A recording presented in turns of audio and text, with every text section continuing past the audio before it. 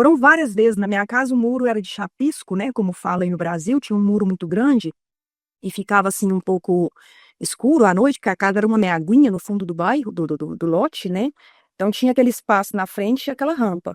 Então a gente, ali naquela rampa, era onde eu não podia chegar com ele. Porque se eu chegasse, ali eu podia ter certeza que dali eu não saía. Pelo menos sair dali sem que ele, pelo menos, tivesse gozado nas minhas pernas ou gozado na minha roupa.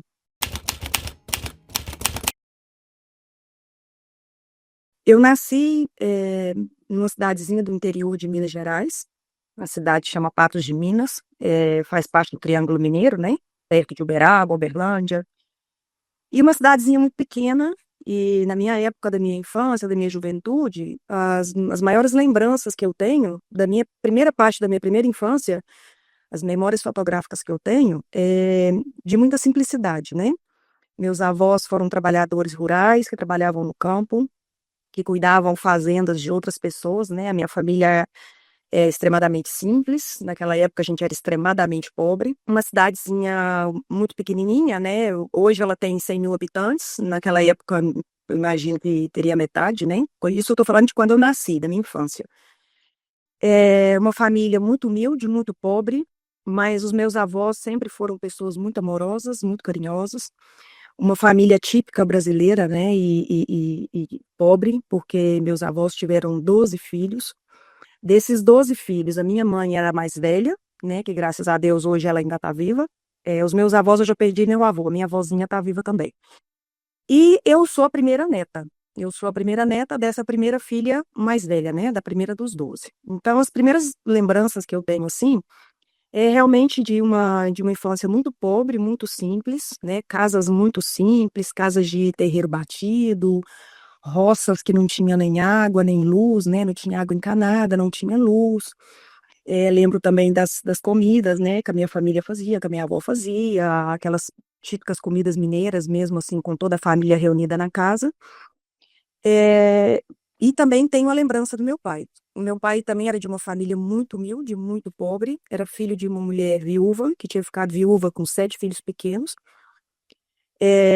O meu pai morreu muito jovem, ele se matou num acidente de carro quando ele tinha 28 anos. Eu tinha 7 anos recém completados, né? E a minha irmã tinha 4 anos. Então, assim, as memórias que eu tenho da minha infância são muitas memórias fotográficas, porque eu não sei se por causa do trauma da perda do meu pai, do acidente do meu pai, né, e de todo o velório, o enterro, tudo isso, do choro da minha avó, dos gritos da minha mãe. Então, assim, as minhas memórias são um pouco confundidas.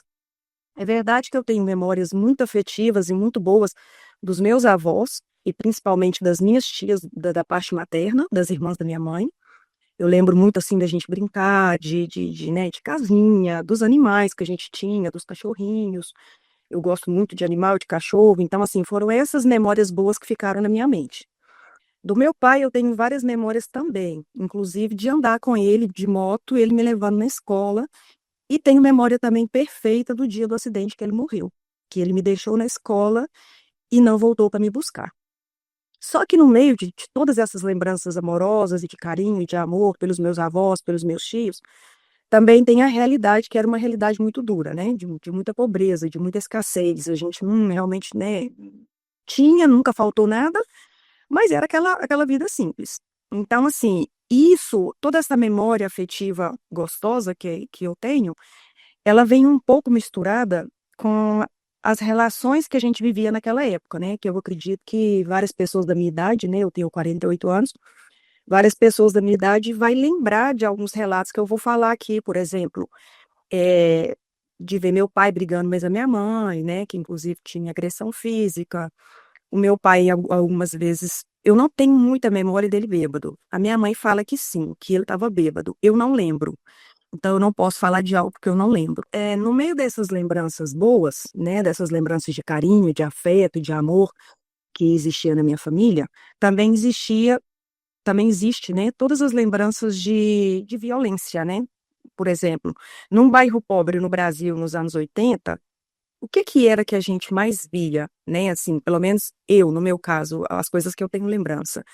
tanto da gente brincar na rua, brincar com os amigos da rua, né, dos avós, dos parentes e tal, mas eu tenho na minha memória muita lembrança de violência doméstica, muita. Ou seja, eram os vizinhos que batiam nas mulheres, batiam nos filhos e batiam nas mulheres. Eu fui criada debaixo de muita violência também de parte da minha mãe, não tenho lembrança do meu pai me bater, né, como ele morreu eu tinha 7 anos, recém-completados, então eu não tenho essa lembrança, mas a minha mãe sim, ela criou eu e a minha irmã, né, eu acho que era o que ela sabia, também não culpo ela, era o que ela sabia, né, e era o que tinha naquela época, então assim, ela criou a gente debaixo de muita violência. Quando eu falo violência, o que que é? De falar pra gente assim, né, que a gente tinha que limpar a casa, tinha que lavar roupa, isso eu tô falando com 7, 8 anos de idade, né, a gente era obrigada a levantar todos os dias e limpar a casa, e lavar roupa, e passar roupa, e se a gente não fizesse, a gente apanhava, né. E era aquelas tundas, né, que a gente fala em Minas, de chinelo, de borracha, de gomeira, de tudo, né. Então, assim, era tudo muito misturado, misturado entre a inf a os vizinhos, né, porque a gente era muitas crianças na rua, porque quanto mais pobre, mais filho tem, né. Então a gente era uma da minha idade, era assim, um montão de criança. E a gente todo mundo foi criada no meio daquela confusão ali, né, os mais velhos que tentavam, dar de comer para todo mundo, né, para todas essas crianças, era a gente roubando frutas, né, nos pés dos vizinhos, goiaba, manga e tal, e a lembrança dos pais com muita violência. Então, assim, eu tenho muita lembrança, do meu pai com faca para minha mãe, né, querendo matar minha mãe, briga entre eles, e eu tenho lembrança também dos vizinhos, dos maridos batendo nas vizinhas. Inclusive, assim, são muitas lembranças, e eram realmente, assim, espancamentos, né. O homem chegava do trabalho, se por um acaso a mulher estivesse no portão da porta da rua, aquilo ali já era motivo para ele dar um soco na cara dela. Então, assim, eu falando, parece que eu tô contando um filme, né, de terror, mas a gente tem que pensar que essa era a memória de uma menina, né, que havia acabado de passar por um trauma da morte do pai, da perda do pai, né, que saiu para trabalhar e não voltou, e ele era muito carinhoso comigo, eu até hoje tenho vários presentes que ele me deu naquela época, tenho guardado com muito carinho, né. E as memórias mais importantes que eu acho que as que ficam na memória da gente, são as memórias que são, de alguma forma, traumáticas, né. Então essas memórias traumáticas, eu acho que no final elas são as que mais influenciam a gente na vida da gente, né. Hoje todo mundo fala muito de terapia, fala muito de narcisismo, fala muito de tudo, né, porque a internet hoje ela dá esse poder para a gente, de falar, né, e de discutir, e de ler, e de saber. Mas naquela época, a gente não tinha informação, né, a gente fazia e vivia de acordo com o que a gente levantava, tinha que fazer, comia, fazia o que tinha que fazer, deitava, dormia, ou seja, a gente não tinha muita informação e nem muito tempo para parar para pensar, né, a gente não era pensante naquela época. A gente via um marido espancando uma mulher, o que a gente fazia ou era sair correndo e esconder porque a gente tinha medo, ou a gente ficava esperando para assistir a briga, né, a confusão. Então assim, era muito triste. Por que que eu decidi, por que que eu estou falando sobre isso e eu decidi fazer esse relato aqui? Porque eu acho que um dos grandes problemas da minha vida, são realmente esses traumas que eu carrego comigo. E esses traumas são coisas que eu levei em tudo na minha vida. A única coisa que eu sempre quis desde depois, né, depois que eu passei a infância, essa infância dura, depois veio a adolescência mais difícil ainda, né, por causa são essas mudanças hormonais que a gente tem. Eu era uma menina muito feia, magrela, do cabelo cortado curtinho, parecia um hominho, né, meio um índio aí, cheio como eu falo, de pereba nas pernas, de piolho, a gente tinha de tudo, né. Então, assim, em cima pobreza. Então a gente cresce com todos esses traumas, né, com todos esses traumas, todas essas dificuldades, todos esses medos, né. Então, e para piorar, a própria sociedade, a própria comunidade, a gente não se ajudava, a gente não se acolhia, né. Por quê? Porque a gente não tinha informação nesse sentido. O que a gente fazia era bullying, né, porque hoje fala bullying, a palavra bonita hoje é bullying, naquela época era porrada mesmo, né. O que a gente fazia era se defender atacando, e também o mesmo que as pessoas faziam com a gente fazia com os outros. Era o que a gente sabia, né, não tinha outra coisa. Então assim, aí já veio essa adolescência muito difícil, e como uma boa família tradicional mineira, né, vamos falar assim, que tradicional eu não sei por que que inventaram essa palavra, mas tudo bem. Na cabeça da minha mãe, eu acho que o que ela queria era, eu não sei se ficar livre da gente, eu acho que a ideia era mais ou menos essa, mas eu acho também que ela não sabia o que ela fazia, né. Eu acho que ela tentava fazer o melhor dela, espero que algum dia ela veja esse vídeo, né, e espero também que ela não fique triste comigo. Mas também como ela foi uma mulher muito forte, muito lutadora, muito batalhadora, ela criou eu e a minha irmã sozinha, ela não voltou a se casar, né, uma mulher muito correta, muito valente mesmo. Então, assim, eu espero de verdade que ela não sinta nenhum desprezo por mim, desse relato. Mas eu acho que naquela época, eu acho que eles não sabiam muito, né, como lidar com tudo isso. Por exemplo, a gente passa essa adolescência difícil, e naquela época o que os pais normalmente faziam, e eu acho que até hoje de alguma forma, né, acho que deve ter algumas pessoas que podem se identificar com o que eu vou falar. Era mais fácil você medicar essa criança, esse adolescente com um antidepressivo ou com qualquer remédio que fosse alucinógeno, né, do que você tentar conversar e tentar resolver o problema, né. A gente sentar e falar sobre esses traumas da infância, sobre essas perdas, até porque, como meu pai maltratava ela, ela passou a vida inteira falando muito mal do meu pai.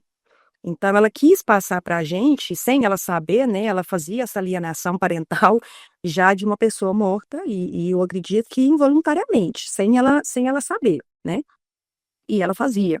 Então a gente ainda cresceu ainda com essa dúvida, né, meu pai era bom ou meu pai era ruim, né, ele era uma pessoa bacana ou não?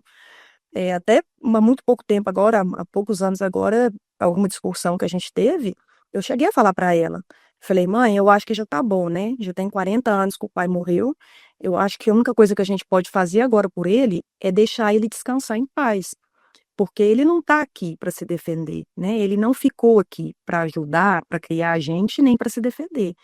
Então eu acho também que depois de 40 anos de morto, eu acho que é interessante deixar ele descansar, né".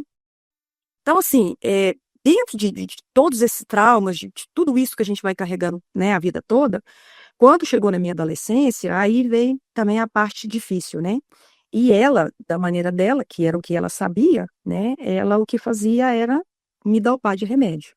Ou seja, eu vivia dopada de remédio, até Prozac eu tomei, que naquela época quem tomava Prozac nos Estados Unidos cometia um suicídio ou chacinas, né, de matar um montão de gente. E eu fui medicada, eu acho que por médicos irresponsáveis também e por falta de conhecimento da minha mãe, eu fui medicada a vida toda com antidepressivos. Por que eu quero falar isso para vocês? Porque, infelizmente, tanto na minha família, no meu círculo mais pequeno, né, que é a minha mãe, a minha irmã e tal, como na família no geral, né, a minha família é muito grande, mas no geral, eu acho que eu nunca fui muito bem entendida.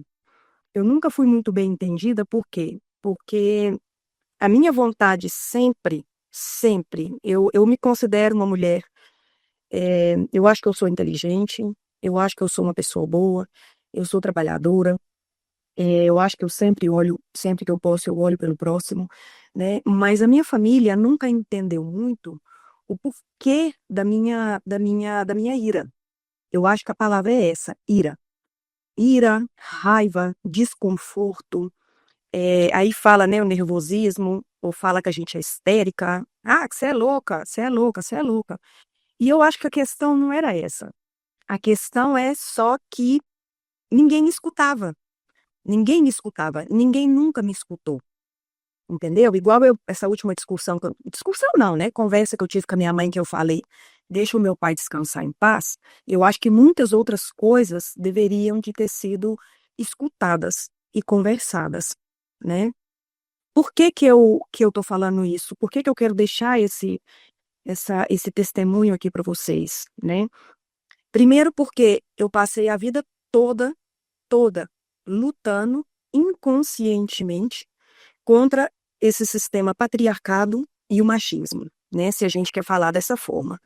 Então, os grandes problemas da minha vida começaram a partir do momento que eu saio dessa adolescência, né, com 16, 17 anos, que eu saio dessa adolescência e minha mãe simplesmente se dedica a buscar um marido para mim. Então, assim, eu não sei se era porque era a criação que ela teve ou o que ela sabia, né? Mas naquela época o povo entendia que se você já tem 15, 16 anos, que você ainda é uma criança, né? A gente ainda não se desenvolveu completamente. E psicologicamente, sem ajuda, muito menos, né? Mas aí já começavam com aquela historinha, né? Ah, o namoradinho, o filho da fulana, o filho da vizinha, o filho da ciclana e tal. E a minha mãe já começou a se dedicar a buscar supostamente pretendentes para mim, né? Aí também já começou também aquele movimento, que eu acho que muita gente aqui deve lembrar também a respeito, que foi, a gente foi uma geração que eu falo que a gente foi uma geração muito rica. Né? Eu amo pensar que eu fiz parte da música dos anos 80, do cinema dos anos 80, né? Eu sou feliz de pensar que eu fui analógica e hoje eu sou digital, né? Eu gosto de pensar que eu fui uma menina que eu tirei carteira com 19 anos de idade e com 16 anos de idade eu já dirigia. Eu sou feliz de contar as aventuras que eu fazia dirigindo sem carteira, né? Olha a falta de juízo. Mas era o que a gente tinha naquela época, né? Não tinha informação. Então, assim, muitas meninas na minha época, né, com 14, 15, que aconteceu até dentro da minha própria família, né? Crianças, que eu considero que são crianças, com 14, 15 e 16 anos, grávidas, né? Eu acredito que muita gente aqui viveu isso. Não foi o meu caso, mas assim, foram coisas que foram muito presentes na minha vida. Então as meninas da rua, do bairro, começaram a ficar grávidas, né? A começar a aparecer com os namoradinhos e tal. E logo já vem aquela cobrança da própria família, né? Ah, cadê seu namoradinho? Ah, mas aonde que tá seu namoradinho? Ah, mas você já tá namorando? Beleza. Aí de repente aparece o primeiro idiota, né? Na nossa frente, vamos falar assim. E esse primeiro colega que aparece já é o colega que já entra e já fica, né? Aquele que já senta no sofá, amontou ali na sala e já não quer ir embora para casa dele, porque na casa dele não tem nem o que comer. Então ele já montou ali na sua casa e já fica aí. Então o que aconteceu? Por que que eu falo sobre isso?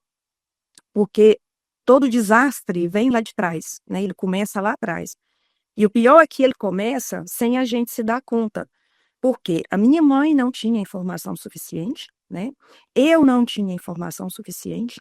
Eu tive que começar a trabalhar com a minha mãe no salão de cabeleireiro que a gente tinha em casa quando eu tinha 10 anos de idade. Eu tive que começar a fazer pedicure para ela e fazer unha, manicure e começar a ajudar ela a lavar a cabeça, a fazer alisamento, né? Porque a minha mãe, quando meu pai morreu, que ela voltou a trabalhar, ela se colocou para trabalhar como cabeleireira. Ela já tinha um curso e começou a trabalhar como cabeleireira. E eu automaticamente, com 10 anos de idade, sendo a filha mais velha, e eu já era alta, porque eu sou alta, eu tenho 1,70 m, 1,69 m, então automaticamente eu já peguei as responsabilidades da casa e já peguei as responsabilidades de ir trabalhar com a minha mãe no salão. Então, olha só para vocês verem que confusão, né? Você sai de uma infância traumática, né, de uma vida muito pobre, muito humilde, você já tem a perda do pai, né, que era o provedor daquela casa naquele momento, que tinha até um trabalho mais ou menos. Meu pai era uma pessoa muito ambiciosa, muito trabalhadora e tal. E eu já caí no esquema de que eu tinha que trabalhar para ajudar a colocar dinheiro em casa. E assim foram durante 10 anos. Eu trabalhei dos 10 aos 20 anos com a minha mãe no salão de cabeleireiro. Então, com 13 anos de idade, eu já era formada como maquiadora e eu já arrumava noivas para casamento. Eu arrumava noivas, madrinhas, noivos, damas de honra, eu fazia penteada, eu fazia de tudo com 13 anos de idade, né? Então, assim, eu não tive muita opção. A gente, naquela época, você não tinha como escolher, principalmente sendo de uma família pobre, de um bairro pobre. Você virar e falar assim: ah, eu quero fazer uma faculdade, eu quero viajar para fora e quero fazer uma faculdade, ou eu quero estudar, ou eu quero estudar inglês, ou eu quero viajar para fora do país, ou qualquer coisa do estilo, né? Até quando eu tinha 20 anos, os únicos lugares que eu conhecia no mundo era Patos de Minas, Paracatu, o Naí, que foi aonde meu pai morreu, né? E tinha passado por Brasília. Ou seja, com 20 anos de idade, a gente não tinha nem a possibilidade nem de viajar. Quanto mais de saber o que é que tinha lá fora, né? O que o mundo tinha para proporcionar para a gente. Então, assim, aí junta todo esse acúmulo de coisas dentro da cabeça de um adolescente sem formação e sem ajuda, sem a presença do pai, uma irmã pequena muito problemática a vida toda. O único relato que eu vou fazer da minha irmã é esse. que foi muito problemática, deu muito trabalho, né? Fora as outras pessoas da família também, que tinham problema com alcoolismo, que tinham problema de violência doméstica, né? Crianças e meninas que eram violadas, né, no bairro, essas meninas grávidas com 14, 15 anos. Então, assim, realmente o panorama era como se fosse um panorama realmente assim, que eu acho que se a gente pudesse gravar um filme, ia ser bem interessante. Quando a gente sai dessa adolescência, né, que na verdade eu acho que eu não tinha saído ainda, né, dessa adolescência, porque eu acho que uma criança com 17 anos, ela ainda está numa adolescência, né, numa puberdade, eu acho que não está tudo legal, mas tudo bem. Quando eu já começo a sair dessa adolescência, foram quando começaram a aparecer, né, as primeiras historiazinhas de namorico, né, na escola, de você gostar de um menininho tal, gostar de outro e tal, mas tudo bem. Eu sempre fui a histérica da escola, a histérica dos amigos. Eu sempre fui a menina brava, vamos falar assim, a feia e a brava. Eu não deixava que ninguém me colocasse a mão. Eu era muito brava. Eu batia nos meninos, eu xingava todo mundo era implicado comigo, falava que eu era a metidinha da rua, né? Mas eu acho que não era isso, eu acho que era uma maneira minha de me defender. Porque se eu não me defendesse, eu também seria uma dessas meninas que hoje teria um filho de 30 anos, né? De mais de 30 anos. Então aí, mas aí começou. Eu tive um amorzinho, né, que foi aquele primeiro amor platônico da adolescência, que eu tinha 16 para 17 anos, que eu passeava com ele, a gente foi em baile de carnaval e tudo isso, mas a gente nunca teve nenhum tipo de relação sexual, carnal, nada. E inclusive, eu acho que até beijo na boca, eu acho que nem teve. Eu não tenho memória disso, mas eu acho que não teve. Mas assim, no meu coração, ele foi o amorzinho da minha vida, né? E assim começou. Aí, num bonito o baile de carnaval do ano de 93, que eu também não entendo por que que os pais naquela época permitiam levar as filhas mulheres nos bailes dos clubes das cidades pequenas, né? No meu caso era o PTC, com 16 para 17 anos, né? A gente ia acompanhada dos pais, mas os pais iam brincar o carnaval deles. Eu lembro perfeitamente que era a segunda noite de carnaval do ano de 93. E a minha mãe estava brincando carnaval com as amigas dela e eu estava com a minha prima, né? E naquela época era muito ruim porque os meninos, eles aproveitavam, né, essa situação e faziam como correntinhas, né, trenzinhos para pegar as meninas sozinha, né, e tocar as meninas, meter mão, tocar, burlar, né, aquele monte de coisa. E eu, como sempre fui muito raivosa, né, eu passava fatal, mas tudo bem. Nesse baile de carnaval, dessa segunda noite, eu conheci o meu infeliz, né? Que, na verdade, ele já tinha a cara conhecida, porque ele estudava no mesmo colégio que eu. A irmã dele era colega de sala da minha prima, que estava comigo no baile de carnaval. Elas eram colegas de sala e elas eram um ano mais velhas do que eu. Então, elas iam um curso na minha frente, né? Um ano na minha frente. E ele era o irmão dessa menina. Então, ele parou, cumprimentou a minha prima, porque ele sabia que ela era colega da irmã dele, e automaticamente a minha prima, que eu amo de todo coração, me apresentou ele, né? E falou: Ah, esse aqui é o irmão da minha colega tal. E aí foi aonde tudo começou.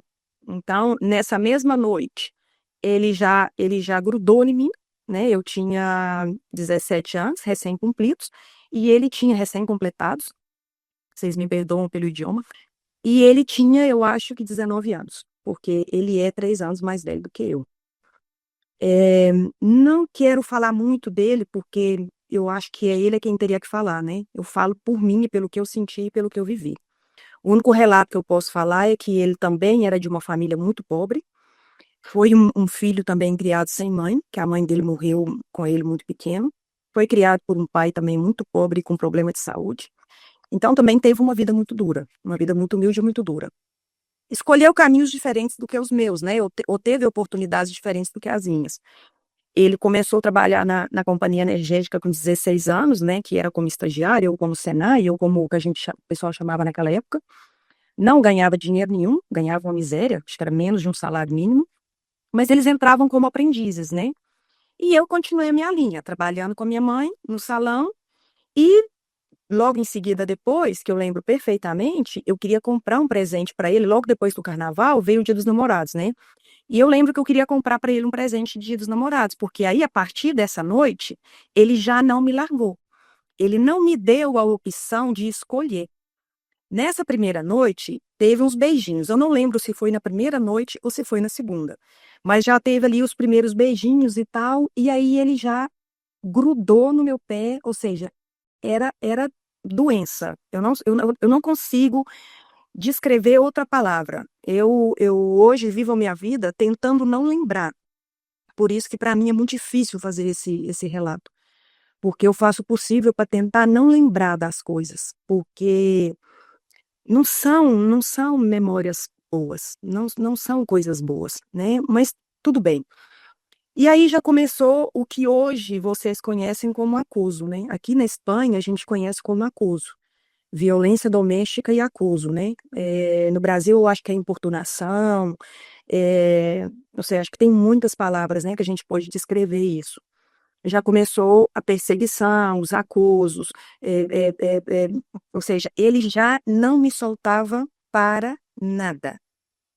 Eu ia para a escola de bicicleta, ele ia na bicicleta atrás. Eu ia trabalhar, ele vinha atrás. Eu cortei um pouco a história, porque quando foi o dia do primeiro dia dos Tal dos Namorados, né? Eu queria dar um presentinho para ele e a minha mãe não quis me dar o dinheiro, porque ela não me dava dinheiro, né? Eu trabalhava, mas não pegava dinheiro. E aí foi quando eu decidi sair na rua e procurar emprego. Eu tinha 17 anos e foi meu primeiro trabalho de carteira assinada, que foi até quando eu fiz os meus primeiros documentos. Eu não lembro se eu não tinha nem 17 anos completos. Foi quando eu fiz a minha identidade, meu CPF, minha carteira de trabalho, né? E fui começar a trabalhar no comércio da minha cidade, trabalhando como auxiliar de escritório, né? Onde eu não sabia nada. Eles me ensinaram, né, a trabalhar com máquina de datilografar, com consulta no SPC, fazer o crediário, né, que naquela época eu fazia tudo à máquina, as fichinhas de papel à mão e tal. E aí foi aonde já virou um emaranhado, né, como eu falo, uma teia de aranha. Por que que acontece? Se a sua família não te apoia, se as pessoas não te escutam, você está lutando para tentar sair daquilo ali, e ninguém te escuta, aí, e é como eu relatei antes, eu tenho o poder da ira. Se existisse um superpoder numa mulher, o meu superpoder é a ira. Apesar de eu achar que eu sou uma pessoa muito generosa. As pessoas falam que eu sou uma pessoa muito generosa. Mas então começam os grandes problemas, por quê? Vocês imaginam uma pessoa te perseguindo, ele não me perseguia 24 horas por dia, porque ele também tinha que trabalhar, né? Mas as horas que ele estava livre, ou que ele estava na casa dele, eu acho que não dava nem tempo dele passar na casa dele direito e tomar banho. Porque eu morava num bairro da periferia da cidade, né? Um bairro muito pobre, um bairro operário da periferia. E ele supostamente morava mais perto do centro da cidade, numa casa caindo nos pedaços, bem mais pobre do que eu. Eu já era pobre, agora vocês conseguem imaginar uma pessoa mais pobre do que eu. Mas, claro, como eles viviam, a família vivia um pouquinho mais perto do centro, eu sempre fui a negrinha, né? A recriminada, a do nariz feio para as irmãs dele, né? Eu era feinha, do nariz feia, do cabelo ruim, que era do bairro dos operários, do bairro dos pobres, né? Então, por aí vocês já começam a imaginar a confusão que era tudo isso, né? Uma menina com 17 anos, tentando aprender e tentando buscar a vida, tentando me conhecer, tentando me virar, né? E eu não era consciente de que a única coisa que eu queria na minha vida, hoje, com 48 anos, eu sou consciente. Depois de haver passado por mais 2 relacionamentos destrutivos também, vamos falar assim, né. Hoje eu sou consciente de que a única coisa que eu queria naquela época era ter a oportunidade de trabalhar e de ser uma menina livre. Eu queria ser uma jovem livre, eu queria ser uma menina livre. Eu sou sagitariana e eu prezo muito a minha liberdade, né. Agora, como que você vai explicar isso por uma menina de 16, 17 anos, com um namorado completamente abusivo, porque ele não tinha outra vida, a vida dele era ficar atrás de mim, em cima de mim, né, e com a mãe que não te escuta, não quer te escutar ou prefere te medicar com Prozac, com qualquer antidepressivo do que te escutar, né, a gente não tinha tanto acesso a uma terapia, a um psicólogo, a ajuda, a gente não tinha nada, né. Então foram. A gente começou esse relacionamento nesse carnaval do ano de 93. Ele já estava começando o trabalho dele na empresa dele, e eu ainda estava ali lutando, né? Buscando e lutando e pelejando para ver se eu conseguia encontrar o meu espaço aonde não tinha espaço, porque não existia espaço. Ou você era a menininha bonitinha de família, ou você era a mal falada do bairro, né?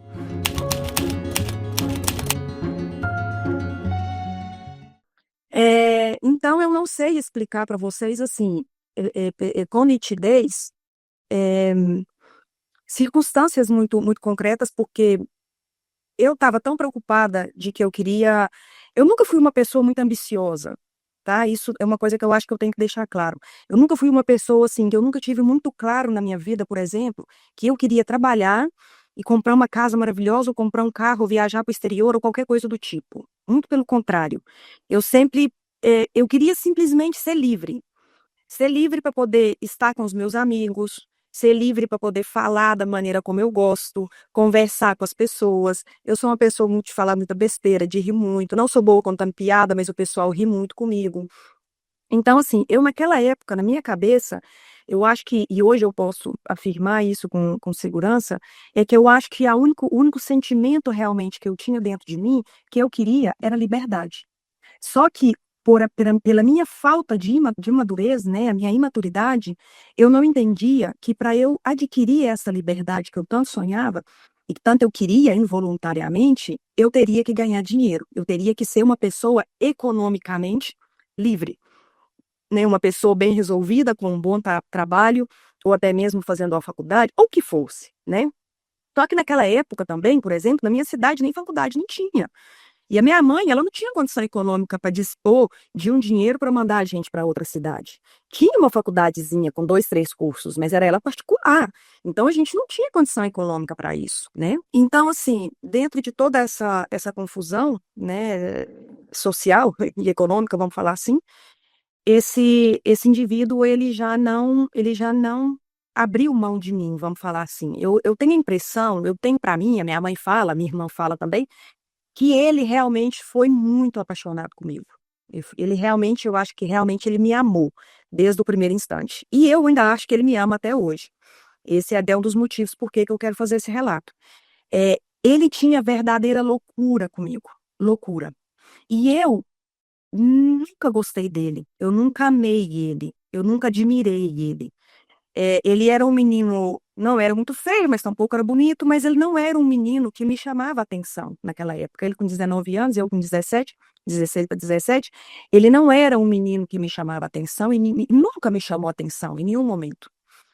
Quando eu comecei o relacionamento com ele, ele tinha olor a sovaco, ele tinha mau hálito, que eu acho que o cheiro na boca, né, que eu acho que ele tem até hoje, imagino.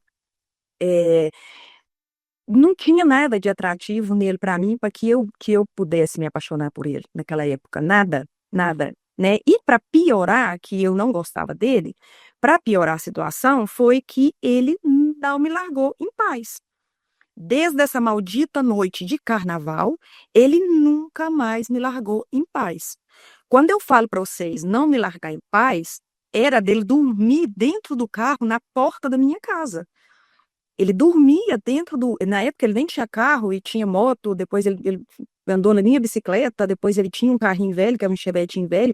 Isso porque foi um relacionamento de 4 anos. 4 anos. Então, inclusive, então eu acho que foi até dos 16 anos mesmo, né? E o relacionamento, desde o princípio, ele foi abusivo em todos os sentidos que vocês podem imaginar. Porque, vamos ver, primeiro que você é uma criança com 16 anos, começa um relacionamento com um também menino jovem, aonde você não tem atração física por essa pessoa, né? Eu era uma menina muito brava, muito arredia, eu não queria que me tocassem. Eu tinha vários traumas assim comigo, com o meu corpo, com a minha maneira de ser. Eu não me achava uma menina bonita, eu não me achava uma menina atraente. Eu nem sabia o que que era ser atraente naquela época, né? A gente nem sabia isso. Eu era uma menina bruta, de brincar na rua, de pelada com os meninos da minha rua. né? Eu era uma menina de dar porrada mesmo nos moleques na rua. Então, assim, eu não era uma menina feminina, a gente não tinha dinheiro para isso, para comprar uma roupa bonita, para ser bonitinha, para ser gatinha, muito pelo contrário. A gente era a chacota do bairro, né? Todos os moleques da rua tentavam se aproveitar da gente de alguma forma e ainda rindo da cara da gente, né? Então, o que que acontece? Quando vem esse menino de fora, aonde você não está preparada e você não quer, e ainda em cima, sendo que você não se considera uma pessoa, eu não tinha, né? Não tinha sex appeal, não sabia o que que era sexo, não sabia. Era uma coisa assim, né? Então, ainda junta que vem um menino abusivo, né, ficar te acusando na porta da sua casa, na porta do colégio, na porta do seu trabalho, que foi quando eu já fui trabalhar no comércio da minha cidade, eu ia de bicicleta trabalhar, ele ia com o carro atrás da bicicleta. Quer dizer, aonde termina o meu direito e começa o dessa pessoa, né? Então aí vocês podem imaginar a confusão que isso era. Uma menina muito brava, muito arredia, com um montão de traumas, né? E em cima, com uma ira que não cabia dentro de mim, e esse senhor, esse menino, andando atrás de mim, parecendo um cachorro sem dono, né? Tentando me controlar, tentando me ficar em cima de mim, né? Sem falar assim que os abusos sexuais começaram pouco tempo depois. Porque, claro, naquela época, como a gente não tinha informação, as mães não falavam, eles pegavam a gente, encantoavam no canto do muro, no canto de uma porta, no canto de alguma coisa, e ficava te esfregando o órgão genital dele, né, nas suas pernas, no seu corpo, praticamente se masturbando e gozando nas pernas da gente. Então, quer dizer, tudo isso eu vivi. E não foi só uma vez, foram várias.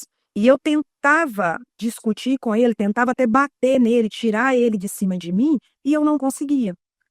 Foram várias vezes. Na minha casa, o muro era de chapisco, né? Como fala aí no Brasil, tinha um muro muito grande e ficava assim um pouco escuro à noite, porque a casa era uma meaguinha no fundo do bairro, do lote, né? Então tinha aquele espaço na frente e aquela rampa. Então a gente, ali naquela rampa, era onde eu não podia chegar com ele. Porque se eu chegasse, ali eu podia ter certeza que dali eu não saía. Pelo menos sair dali sem que ele, pelo menos, tivesse gozado nas minhas pernas, ou gozado na minha roupa, ou o que quer que fosse, né? E aí eram os maus gestos, os apertões, machucava a gente. Eu não gostava do cheiro da boca dele, do mau alento dele. E aí era aquela confusão. E aí vocês podem me perguntar: nossa, mas por que que você aguentou? Nossa, mas por que que você falou? Por que que você não falou? Porque eu não tinha para quem falar. A minha mãe, ela não queria escutar. Ela não queria falar sobre sexo comigo. Ela não queria falar sobre as coisas com a gente. A minha mãe, ela só queria tirar o problema de cima dela. Até hoje é assim. Ela não gosta de ter problema em cima dela. E naquela época, menos ainda. E ela não queria também que as filhas dela fossem mal faladas supostamente no bairro, né? Então, se você começou a se esfregar com esse, então agora você tem que ficar com esse. Porque se você já se esfregou com um, por que que você vai se esfregar com outro, né? Então, eu não tinha opção, eu não tinha como retroceder. Daí, desses 4 anos, foram 2 anos dessa mexida, e aos 3, 4 meses já a gente ele conseguiu, né, ter essa primeira relação sexual com penetração, contra a minha vontade, mas ele conseguiu. E para me humilhar, e para falar mal de mim, e para falar que eu era de um bairro pobre, que eu era de família pobre e que tal, ele ainda teve a audácia de virar para mim e falar que eu nem virgem eu era.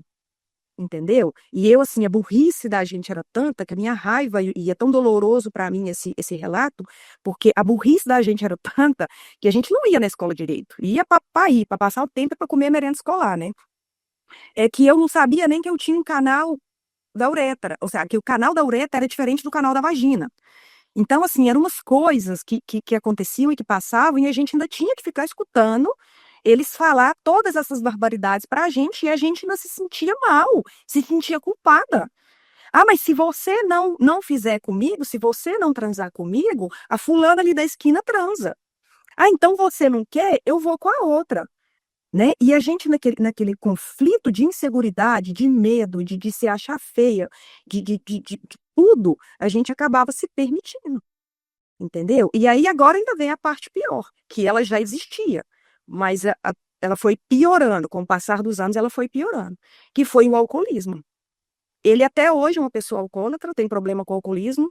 Eu lutei muitos anos com ele para ajudar, para tentar ver se a gente conseguia contornar essa situação. Eu ainda tinha uma bobeira na minha cabeça que eu pensava assim, não, mas ele é bom menino, ele é trabalhador, a família dele é pobre, a família dele é humilde, apesar de eu ter uma péssima relação com a família dele inteira, com as irmãs dele, é gente que para mim nunca aportou nada na minha vida, é gente que não significa nada para mim, nada, nenhuma delas. O pai dele um pouco, significou um pouco, mas nunca foram pessoas que eu tive um relacionamento afetivo, carinhoso, afetivo, ou de carinho, muito pelo contrário. Era sempre um relacionamento de abuso, de insultos, de porque eu era feia, porque eu era pobre, porque eu tinha um cabelo ruim, porque eu tinha um nariz chato, né? Porque eu era pobre.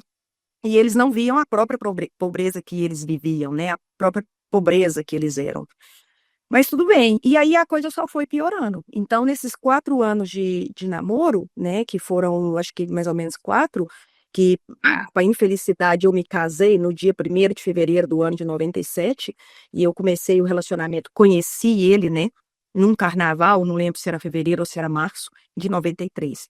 Então, estava para cumprir 4 anos desse relacionamento. E foram 4 anos já muito difíceis, com muitas brigas, muitas agressões, porque aí eu também dava nele. eh, Ele alcoólatra, sempre alcoolizado, pegava todas as coisas que ele fazia, né, todas as bobeiras que ele dava, até as agressões sexuais mesmo, tudo ele colocava a culpa, a desculpa no álcool, né? Então foi isso, foi um relacionamento, um namoro de 4 anos, né, com 2 anos com a aliancinha no dedo, né, igual eu falo, que tristeza para pobre pouca é bobagem, né. A gente ainda tinha tanta ilusão que arrumava aliancinha no dedo naquela pobreza. Aí a gente já começou a construir a primeira casa, né? Ele sempre tentava me comprar, sempre que eu brigava com ele, que eu queria largar dele, que eu queria ficar livre dele. Ele sempre na porta da minha casa com um vasinho de flor desses baratos, uma caixinha de bombom dessas baratas, tentando me comprar para que eu fizesse as pazes e tal. E aí foi, né? E aí foi o tal da bendita organização do tal do casamento. O meu casamento foi marcado e desmarcado 3 vezes. Eu só aceitei casar na última vez. Todo mundo sabia da minha família que eu não queria casar. Inclusive, teve tios meus que fizeram apostas e falavam assim: ah, vai durar 6 meses, ah, vai durar um ano, né? Mas tudo bem. O que a gente tinha naquela época era aquilo, né? A gente não tinha outra coisa, a gente não tinha outra diversão, a gente não tinha outra coisa. E o que eu mais tenho, assim, tristeza no meu coração é de pensar na falta de informação que a gente tinha naquela época e a falta de comunicação, que eu acho que até hoje ela é um pouco real, né, em muitas famílias, em muitas casas.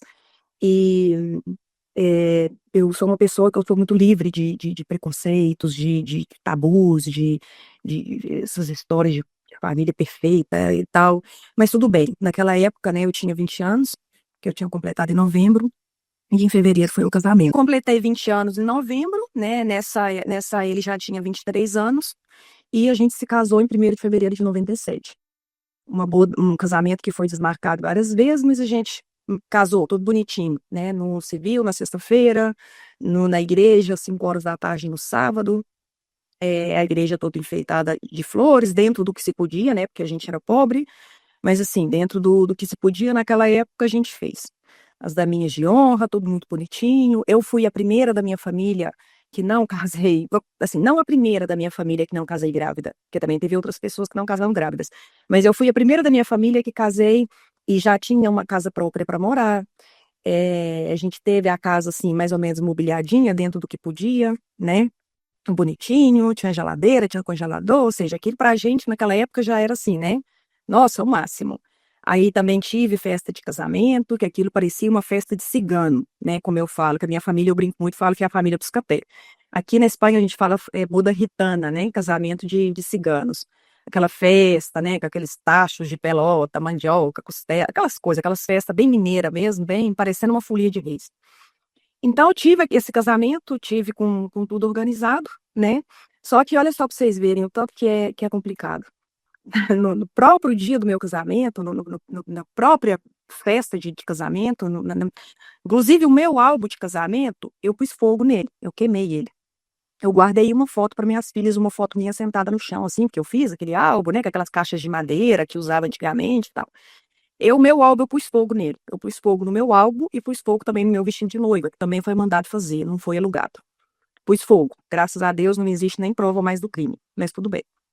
Então, é, por que eu falei do álbum de casamento? Porque todo mundo que via o meu álbum de casamento e via minha cara nas fotos, todo mundo falava.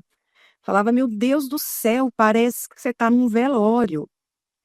Para mim, aquilo ali era a mesma coisa que se estivesse me levando para forca. Para forca. Porque, primeiro, eu estava me casando numa situação, né? E outra coisa, para piorar, eu não tinha estudo. Então, assim, eu tinha terminado o segundo grau, né? Eu fui trabalhar no comércio. O que que uma moça do comércio ganhava naquela época? Um salário mínimo. Então, assim, a gente não tinha armas para lutar. Eu não tinha armas para lutar contra a minha mãe, que inclusive se ameaçava até de tirar a vida, porque se eu não casasse, ela não aceitava filha que não fosse moça dentro de casa. Então eu tinha que casar, porque senão ela ia pular no rio, porque lá perto da minha casa tinha um rio, e ela ameaçava falando que ia pular no rio. Então eu tinha que prestar conta para minha mãe, eu tinha esse homem abusivo na porta da minha casa todos os dias, que era todos os dias. Eu não tinha um dia para descansar, a não fosse um dia que ele fosse de viagem por trabalho. Do contrário, era na porta da minha casa e todos os dias, né? Os abusos sexuais que foram contínuos, inúmeros, né? E aí a gente eu não tinha essa liberdade, não tinha, eu não tinha mais como. A única maneira que eu tinha de lutar contra isso era com a minha ira, com a minha raiva. Quanto mais eu brigava e quanto mais eu falava, mais eles me tinham como louca.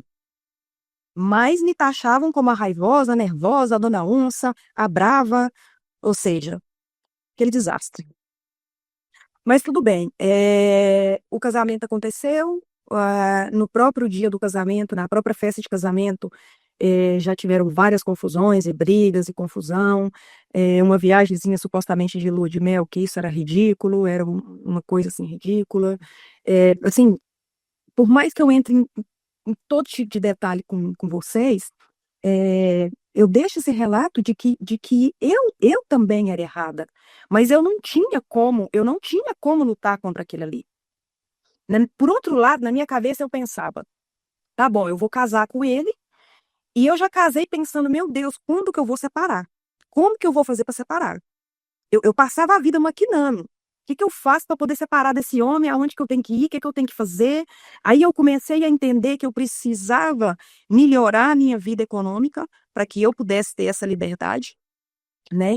Com menos de um ano de casamento, ele foi transferido de cidade, né, pelo trabalho dele. Aí veio uma outra oportunidade nova para conhecer uma vida nova, né, numa cidade mais grande e tal. E que a gente, naquela época, quando eu falo que a gente não podia falar sobre as coisas, e que eu mesmo não tinha informação suficiente, hoje eu consigo juntar várias coisas. Por exemplo, da mesma maneira que eu falo que eu era uma pessoa extremamente raivosa, irada, ou com ira, ou com o que quer que seja, que eu também tenho um problema de tensão pré-menstrual muito forte, que eu tenho até hoje, também existia o que a gente via, mas não podia falar. Por exemplo, o meu ex, ele não tinha, ele não tem, ele está vivo ainda, né? Não quero falar isso para denegrir a imagem dele, mas ele não tem um órgão sexual, um órgão genital bem formado. Hoje eu posso falar isso, naquela época não. Hoje eu posso falar. Então ele não tem o órgão genital dele bem formado. Ele tem vários problemas. Inclusive ele tem problema de ereção, ele tem problema de ejaculação precoce, problemas que a gente foi em médicos urologistas depois, quando a gente estava casado, a gente foi para buscar ajuda, né? Então, hoje, eu, como mulher livre e tal, eu posso falar sobre isso. Só porque o que eu não entendo é que a gente está aí 50, né? Quantos anos que a gente está aí lutando, e no meu caso já tem mais de 20 anos que eu me separei dele, e a gente ainda não se podia falar sobre esses temas. A gente não podia falar sobre isso. Nossa, uma mulher que falava que não queria aquele homem porque ele tinha o órgão genital deformado, a gente era uma vagabunda. A gente era uma mulher que não prestava, né? A gente não tinha o direito de reclamar. Eu não podia reclamar para minha mãe que eu não tinha uma relação sexual satisfatória. E eu nunca tive. Eu nunca tive com ele num relacionamento de quase 12 anos, 10 anos, 11 anos, não sei, que a gente ficou junto de 97 até 2003. É, 2003? Não, de 93 até 2004. É, mais ou menos isso, 10, 11 anos. Em 10 anos, e sendo o primeiro homem que eu conheci, intimamente falando, a primeira relação sexual que eu tive na minha vida, e depois durante esses 10 anos, vamos falar assim, ou 8 anos, ou o que seja, eu não tive uma relação sexual com ele satisfatória. Nem uma. Para virar para mim e falar assim, nossa, que delícia. Ai, meu Deus, adorei. Ai, agora sim eu me sinto uma mulher completa, ou o que fosse. Eu não tive. Eu falo isso sem nenhum pudor, sem nenhuma máscara, não falo isso para prejudicar ele, não falo isso para nada. Mas eu não tive uma vida, uma relação sexual, uma. Se eu pudesse ter tido uma, onde eu pudesse contar para vocês hoje, fazer o relato e falar assim, nossa, eu tive aquela relação sexual com ele que foi o máximo. Muito pelo contrário. Eu não tenho uma para falar. Foram 10 anos de relações sexuais abusivas, abusos sexuais, aonde ele estava bêbado, embriagado, completamente embriagado, e eu era obrigada a ter relação sexual com ele, porque se eu não tivesse, ele esmurrava a porta, ele não me deixava dormir, ele não me deixava em paz. Então aí vocês pensam, né? E eu acho que esse pode ser até um dos grandes fatores aonde levou ele ao alcoolismo, né? Porque se ele está bêbado, ele coloca a desculpa de que não tinha a masculinidade dele ou o órgão genital dele funcionando bacana por causa do álcool, né? Porque ele estava bêbado. E uma coisa levava a outra. Então ele era aquele círculo vicioso, era aquela coisa, entendeu? Aí vocês me perguntam para mim, ai, mas como que você, então, jovem, com 20 e poucos anos, 20 e poucos anos que eu tinha, né? Como que você fazia? Eu me masturbava. Entendeu? Naquela época não existia, né, o que as meninas têm hoje, que são os vibradores, os consoladores, né, o Satisfyer. Não existia isso. Mas a gente buscava a maneira da gente e eu me masturbava. Então, aí, por aí, vocês já conseguem imaginar essa relação de ira, de raiva, de nervo, em cima tendo que aguentar uma pessoa que eu não amava, bêbado, porque ele passava, durante a semana, quando ele estava trabalhando, ele, né, às vezes bebia menos. Mas os fins de semana, que era o momento que supostamente a gente tinha que ter os nossos momentos de prazer, estava bêbado. Então, assim, não tinha liberdade. E a gente não podia falar sobre isso. Uma vez eu vi ele se masturbando no banheiro, tomando banho, e eu fiquei chateada. Eu fiquei triste. Por quê? Porque eu não entendia o porquê que comigo ele não dava conta, que ele não tinha uma ereção satisfatória, que ele não tinha o órgão genital bem. Claro, ele tinha que se masturbar também. Porque se ele não conseguia comigo, entendeu? E eu não tinha maturidade para ver aquilo, para ver ele se masturbando e achar que aquilo estava ok. Ou para eu chamar ele e falar, ô, vem aqui, vamos conversar. A gente não tinha essa liberdade de eu virar para ele e falar assim, então, o seu negocinho aí não funciona, né? Mas vamos comprar um brinquedinho para mim? E você me ajuda? A gente não tinha essa liberdade. A gente não podia fazer isso, a gente não podia falar sobre isso, porque se eu falasse, eu era uma mulher vagabunda. Entendeu? A gente não era uma mulher respeitada. A mulher de família daquela época tinha que ficar calada. Então, assim, e não foi só comigo que isso aconteceu. Eu tenho várias amigas que passaram pelas mesmas coisas. E que até hoje passam. Só que o problema é que as pessoas não têm coragem de falar, sabe? E eu, na verdade, eu virava, como se diz minha prima, eu virava o giraia com asa. Porque, claro, em cima de eu ser nervosa, raivosa, e ainda ficava numa ira. E esse homem não dava conta de mim. Estava sempre bêbado. Então, quando que a gente ia ter um relacionamento saudável? Quando que a gente ia fazer uma viagem saudável? Quando que a gente ia ter um momento de prazer? Nunca, nunca, não tinha, não existia, porque ele já levantava cedo no fim de semana e falava assim, eu falava com ele assim, você escovou seus dentes? Porque como ele tem bafo, né, tem mau cheiro de boca, eu falava, você já escovou os dentes? E ele falava, não, vou escovar os dentes com uma cerveja. E já ia escovar os dentes com a cerveja, ou seja, já começava com a cerveja cedo. E ali, do sábado, aquilo já emendava até no domingo, até na segunda-feira, que ele tinha que ir trabalhar. Aí logo ele tinha um mundo velho de diarreia, um mundo velho de vômito, vomitava na casa inteira e fazia diarreia na casa inteira. Quem limpava? A raivosa aqui. A raivosa, a brava, a dona Onça é que ficava lá com os paninhos limpando para manter a casa limpa, né? Então foi assim, e eu passei muito tempo que na minha cabeça eu pensava, meu Deus, como é que eu faço para sair disso, né? Como que eu faço? Mas eu não tinha conhecimento suficiente, eu não tinha dinheiro, eu não tinha autonomia, eu não tinha emprego, né? Em cima você passa a vida com esse tipo de homem machista falando para você que você não vale, que você é feia, que você é pobre, que a sua família é uma família de bandido, né? Que você é tudo, né? E te menosprezando o tempo inteiro, que ser cabeleireiro não é profissão, porque aí supostamente ele já começou a ganhar um pouco mais de dinheiro, ele já começou a crescer um pouco mais na empresa, a fazer carreira. Quanto mais ele foi ganhando dinheiro e quanto mais ele foi crescendo na empresa, e quando a gente mudou para essa cidade nova, que foi já em janeiro de 98, né? Eu casei em 97, em janeiro de 98, aí o negócio já virou uma bênção. Virou uma bênção por quê? Porque aí a asa dele cresceu, né? O poder dele cresceu, porque aí ele já tinha mais dinheiro, ele já tinha tudo. Só que para mim também foi muito bom. Esses últimos anos eu aguentei, por quê? Porque ele viajava muito com a empresa. Ele saía de casa na segunda-feira e tinha dia que ele nem vinha no final de semana. Ele passava, às vezes, até 15 dias sem ir em casa, igual caminhoneiro. Ele não era caminhoneiro, trabalhava em subestação de energia, mas ele passava até 15 dias fora de casa. Então foi quando eu comecei a ter um pouquinho mais de ar, né? Eu ficava na minha casa sozinha, eu tinha meus cachorrinhos, eu já comecei a trabalhar no salãozinho de cabeleireiro lá nessa cidade, com uma senhora que eu busquei trabalho, aí eu andava de moto, eu já tinha um pouco a minha liberdade, né? A vida já começava a sorrir um pouco. Eu já não tinha minha mãe, né, enchendo o saco, porque a filha dela já tinha casado, já tinha tal, e ele não estava em casa, mas a gente ainda tinha muitos problemas, né? Problemas familiares, problema com família, que a gente não desprega nunca, né? Fica aquele trem. Eu chorava muito porque eu queria ir para minha casa, para minha cidade. Então, sempre que eu tinha dinheiro, a primeira coisa que eu fazia era pegar o ônibus e ir para minha cidade. A gente quer voar, a gente quer desapegar, mas a gente não consegue, né? Assim, automaticamente. Então, foi quando, assim, as coisas começaram a aparecer que, para mim, pelo menos, estava melhor, né? Eu faço esse relato aqui, faço de todo o coração, faço esse relato porque eu vou continuar contando a minha história, mas por que que eu quero parar aqui e quero falar para vocês?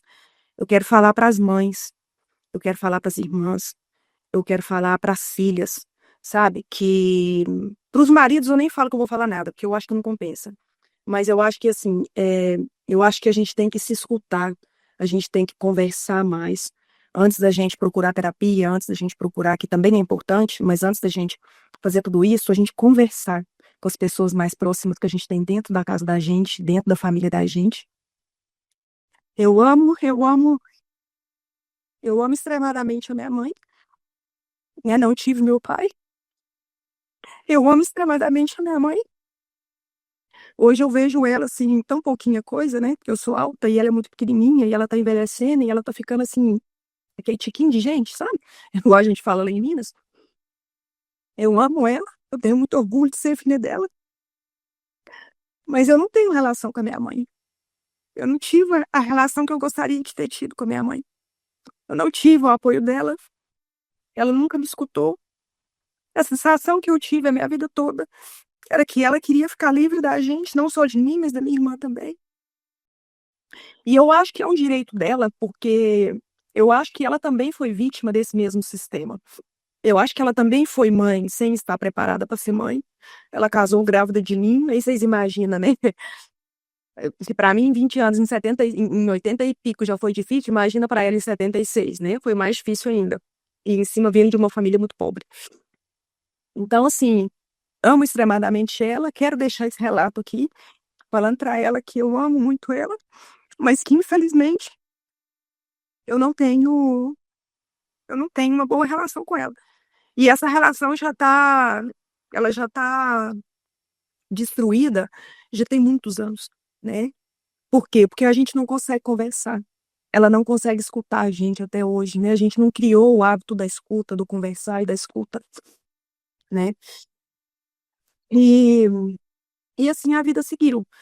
Eu continuei trabalhando, continuei batalhando, só porque aí, quando eu já estava pensando, né, de como que eu ia fazer para buscar essa liberdade, para me separar, a palavra divórcio sempre foi uma palavra que ficou muito na minha boca, muito, muito na minha boca e na minha cabeça, muito. E eu até deixo também aqui o relato de pedir perdão para esse homem, porque eu nunca amei ele. Eu nunca dei para ele o que ele queria, né? Eu peço perdão humildemente, porque eu me considero como uma mulher muito valente e hoje eu sou uma mulher livre, que eu sou capaz de pedir esse perdão por não ter sido capaz de amar ele. Mas eu também deixo o relato aqui de que eu nunca vou perdoar ele por todos os abusos sexuais que eu sofri. E todos os abusos sexuais que eu sofri, isso deve ser no mês de junho ou julho, eu não lembro muito bem. Eu não queria ter filho, eu não queria ser mãe. Eu tinha 21 anos, eu só queria trabalhar, queria ter minha vida, queria ser uma pessoa livre. E eu coloquei um DIU, um médico particular, que naquela época a gente tinha plano de saúde, tudo isso. Eu coloquei um DIU. Claro, eu nunca tinha tido filho, né? Então a gente não sabia. O médico, para ganhar dinheiro da gente, foi e me colocou um DIU, me colocou um Mirena. Eu não queria ser mãe. Só que eu fiquei 40 dias com o DIU e eu não parava de sangrar. Então eu fui, ele chegou de viagem numa sexta-feira, eu estava em casa com hemorragia, já tinha tomado injeção para cortar a hemorragia, mas nada cortava. Aí eu pedi para ele, né, pro meu ex, para me levar no médico. E aí eu fui no mesmo médico que ele tinha me colocado o DIU.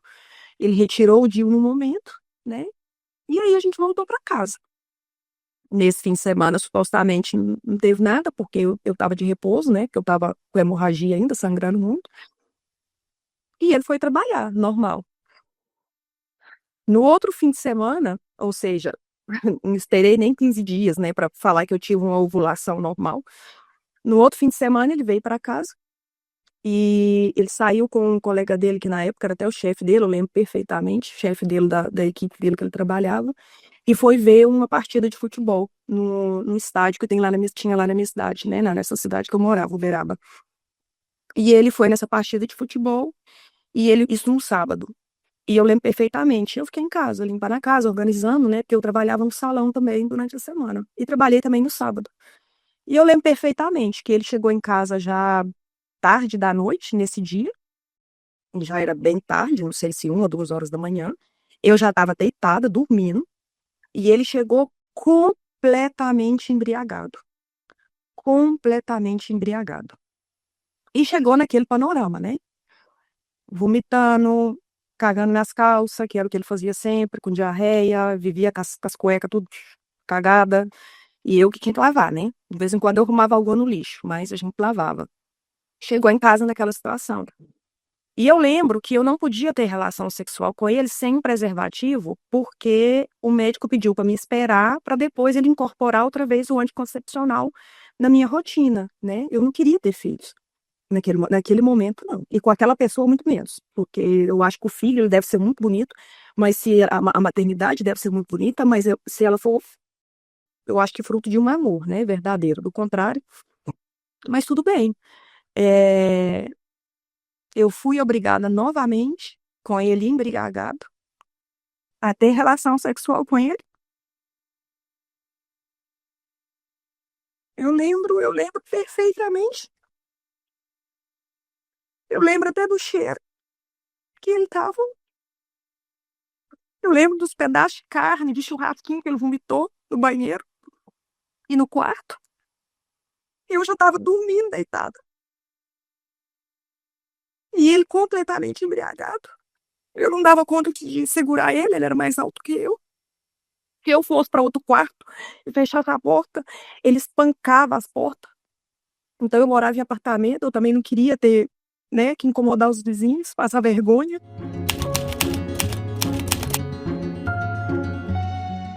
Então eu lembro perfeitamente nessa noite, nessa relação sexual não consentida. Eu não vou falar que foi um estupro, porque não houve, porque afinal eu deixei, né? Eu deixei para poder ele me dar sossego, porque ele não me dava sossego. Então eu deixei, mas foi uma relação não consentida. E eu me emocionei antes quando eu estava falando, e me emociono se eu parar para pensar, é, que foi nessa noite que eu concebi a minha filha mais velha. Foi nessa relação sexual dolorosa, abusiva, não permitida, com um homem embriagado, completamente embriagado. Porque aí o que que acontece? Como ele já tinha o órgão genital com problema, né? Ele tinha problema de ereção. E ele bêbado, eu não conseguia colocar o preservativo nele, nem se eu quisesse. Então, é uma luta que aí você se dá por vencida, né? E fala, toma. E como era tudo tão rápido, porque ele não demorava nem meio segundo para ejacular, então não dava nem tempo. A única reação que eu tive foi, ele ejaculou, eu pulei da cama e fui pro banheiro correndo e me lavei. Só que, mesmo assim, eu fiquei grávida da minha filha, né? Que quando eu tive o resultado da gravidez, que eu estava esperando a menstruação descer de novo para poder eu incorporar o anticoncepcional, e eu falava, menstruação não desce, menstruação não desce. E eu já estava super nervosa, né? Porque realmente eu não queria esse embaraço nesse momento. Eu estava super nervosa, super angustiada. Até que eu fiz o exame, quando eu fiz o exame, eu fiquei tão cega que o exame colocava lá não sei quantos, zero, e eu virei pro médico e falei, não tô grávida não, porque só deu 1.000. Aí ele falou pra mim assim, não, a senhora tá grávida, isso aqui é 1 milhão, não sei quantos milhões. E foi 4 dias chorando, né? 4 dias de choro, 4 dias de desespero, e aí foi aonde o meu mundo acabou de desabar, porque eu falei, agora acabou, né? Agora não tem emprego, não tem trabalho decente, como é que eu vou criar um filho, né? E assim foi. Embaraço, não posso reclamar, porque quando já uma vez que eu falei, não, estou grávida, né, no Brasil a gente não falava de aborto, até hoje não é permitido, naquela época muito menos, né, na minha cabeça nunca passou a possibilidade de um aborto, e eu já meio que me acomodei e abracei a ideia, e já me namorei, né, pela minha filha, que é uma filha linda, que eu também amo muito, e assim foi. Aí eu já veio ela e eu já acalmei um pouco meu coração, porque eu pensava, como é que eu vou separar agora com uma filha pequena, né? Como que eu vou separar? E aí assim foi, e continuaram os insultos, os descasos, as embriaguezes, né? A confusão, a falta de dinheiro. Outra coisa também que era muito difícil naquela época, porque eu não tinha acesso ao dinheiro. Ele não me dava nem R$ 10 para mim tomar um café, para mim comer uma coxinha na rua. Então, se eu não trabalhasse, não tivesse R$ 1 da carteira, era esse R$ 1 que eu não tinha. Então, eu também não tinha autonomia econômica nem para sair na rua e falar assim, eu vi um macacãozinho bonitinho para o meu bebê, eu quero comprar. Entendeu? Eu não tinha essa autonomia. Eu tive que esperar quando eu já estava com um barrigão enorme, quando ele decidiu que a gente podia comprar algumas coisas do enxoval da menina. Então, tudo isso causava muito desconforto, né? Causava muita briga, muito desconforto, muita tristeza, né? Vira aquela rotina de tristeza, de desgosto, você não pode reclamar, né? O que que você vai fazer? E aí eu voltei a minha atenção e o meu carinho para aquela gestação, né? E graças a Deus foi uma gestação muito feliz. Eu tive problema só na hora do parto, assim, porque eu tive calcificação de placenta, mas ela nasceu uma menina linda e saudável, muito bonita, um bebezão gostoso, maravilhosa, gordinha. Ela foi a minha alegria durante muito tempo, né? A minha vida era para ela. É uma criança que foi muito amada, muito bem recebida, é, muito carinho. Eu fiz assim o meu melhor como mãe, né? Como pessoa, cuidei direitinho da alimentação, de tudo. Quando eu tive ela, na minha cabeça já existia todavia o tema do divórcio, né? Mas já de uma outra maneira, porque aí a gente já tinha outras responsabilidades, né? Quer dizer, eu fui mãe com 23 anos, então era tudo muito rápido, né? Parece que a vida passava muito rápido, era tudo muito rápido. Quando a gente entrou nessa fase com ela, que as coisas começaram a tranquilizar um pouco, foi quando a gente começou a ter um pouquinho mais de liberdade de falar das coisas, que foi até nessa época, quando eu acompanhei ele no urologista, por causa desses problemas que ele tinha, né? Tanto de má formação na genital, como também de problema de ereção, tudo isso. E nessa época, ele até cogitou como urologista que ele queria fazer a vasectomia, porque realmente a gente não queria mais filho, nem ele queria, nem eu queria, né? Só que eu lembro que o doutor, até lembro o nome do médico, era o doutor Paulo falou, não, mas vocês têm 27 anos e a outra 23 e uma filha só, como que eu vou fazer uma vasectomia em você? né? Você não pode fazer isso, é um crime, né? E nada. Uma vez que eu vi que o trem já estava embananado mesmo, que eu já tinha uma filha, que eu já não tinha para onde correr mais, que a gente já começou a conversar um pouco melhor sobre as coisas, mas que o problema do alcoolismo existia ainda, todos os problemas estavam aí. Só que eu relaxei. Eu meio que soltei um pouco, falei, quer saber do negócio? Né? Deixa a água correr debaixo do rio. E eu relaxei um pouco. No eu relaxar um pouco, ele já estava ganhando mais dinheiro. E aí foi aonde ele cresceu. Ele cresceu no sentido de pensar assim, não, agora eu tenho a mulher dentro de casa, trancada, fechada dentro de casa, sem uma profissão, sem emprego, sem dinheiro, né? Com uma filha pequena, para onde que essa mulher vai? Essa mulher não vai para lugar nenhum. Aí foi quando a festa dele começou. Aí foi quando começaram as traições, né? Quando continuaram os abusos sexuais comigo. Ele tentou abusar sexualmente da minha irmã, mais nova do que eu, 3 anos, numa festa, bêbado. Que na época, quando ela me contou que ela queria brigar com ele, eu falei, não, você não vai brigar, porque para mim conversa de bêbado não tem validade. Você tá bêbada e ele também. Então eu não dei mais importância na história, porque os dois estavam bêbados, né? E a minha irmã já tinha dado muito trabalho na vida. E eu falei, não, pode deixar. Mas já foram já coisas que foram acontecendo, né? Até que, na verdade, a história do abuso da tentativa de abuso da minha irmã, ela veio já quando eu já tinha minha segunda filha. Porque aí que aconteceu, como eu relaxei um pouco e eu ainda estava com o problema dos contraceptivos, que eu nunca me adaptei muito bem com os contraceptivos, e o médico não quis fazer vasectomia na gente, e ele ficava muito fora de casa, e eu falava, a gente vai, né, na tabelinha, ou vai no preservativo e tal. A minha segunda gravidez aconteceu, e eu nem lembro como. Toda a memória que eu tenho daquela relação sexual não consentida e aquele abuso sexual que eu sofri quando eu fiquei grávida da minha primeira, que foi super traumático, da minha segunda, eu não sei que dia que eu fiquei grávida, eu não lembro. Só que quando eu vi que eu estava grávida, a única coisa que eu pensei foi a seguinte: eu pensei, tá, beleza, não, ótimo, porque assim eu já tenho os dois filhos do mesmo pai, eu já vou parir essa, né? Já vou fazer o parto, já faço a ligadura de trompas, e eu fiz, com 26 anos, eu fiz a ligadura de trompas. E falei, não, já fica pronto. Na minha cabeça, eu já estava pensando lá no futuro, lá na frente. Eu pensava, não, já fica pronto. Eu já tenho as duas filhas com ele, logo eu já posso separar dele, divorciar dele, ele vai ter que me pagar uma pensão, ele não ganhava mal, né? Ele vai ter que me pagar uma pensão e a gente já resolve esse trem de outra forma. Entendeu? E aí foi. Só que da mesma maneira que eu concentrei toda a minha atenção na casa e nas minhas filhas, a minha segunda filha nasceu com muito problema de saúde, que a gente nem sabia o que era, a gente só descobriu muitos anos depois, que era celiaquia, né? Ela me deu muito trabalho recém-nascida, então eu não tinha tempo para preocupar com ele. E nem para preocupar se ele estava bêbado, se ele não estava bêbado, se ele estava em casa ou se ele não estava em casa. Eu preocupava só que ele chegava, deixava a mala de roupa para lavar, eu lavava, passava, arrumava na mala de novo e ele ia embora. Só que aí eu acho que ele se achava muito inteligente, ele sempre se achou muito inteligente. E ele se achava muito inteligente, e ele se achava que ele estava com o time, com a partida ganhada, né? Já tinha mulher que ele tanto queria, que ele tanto amava, porque eu acho que ele é obcecado comigo até hoje, ele é doente comigo até hoje.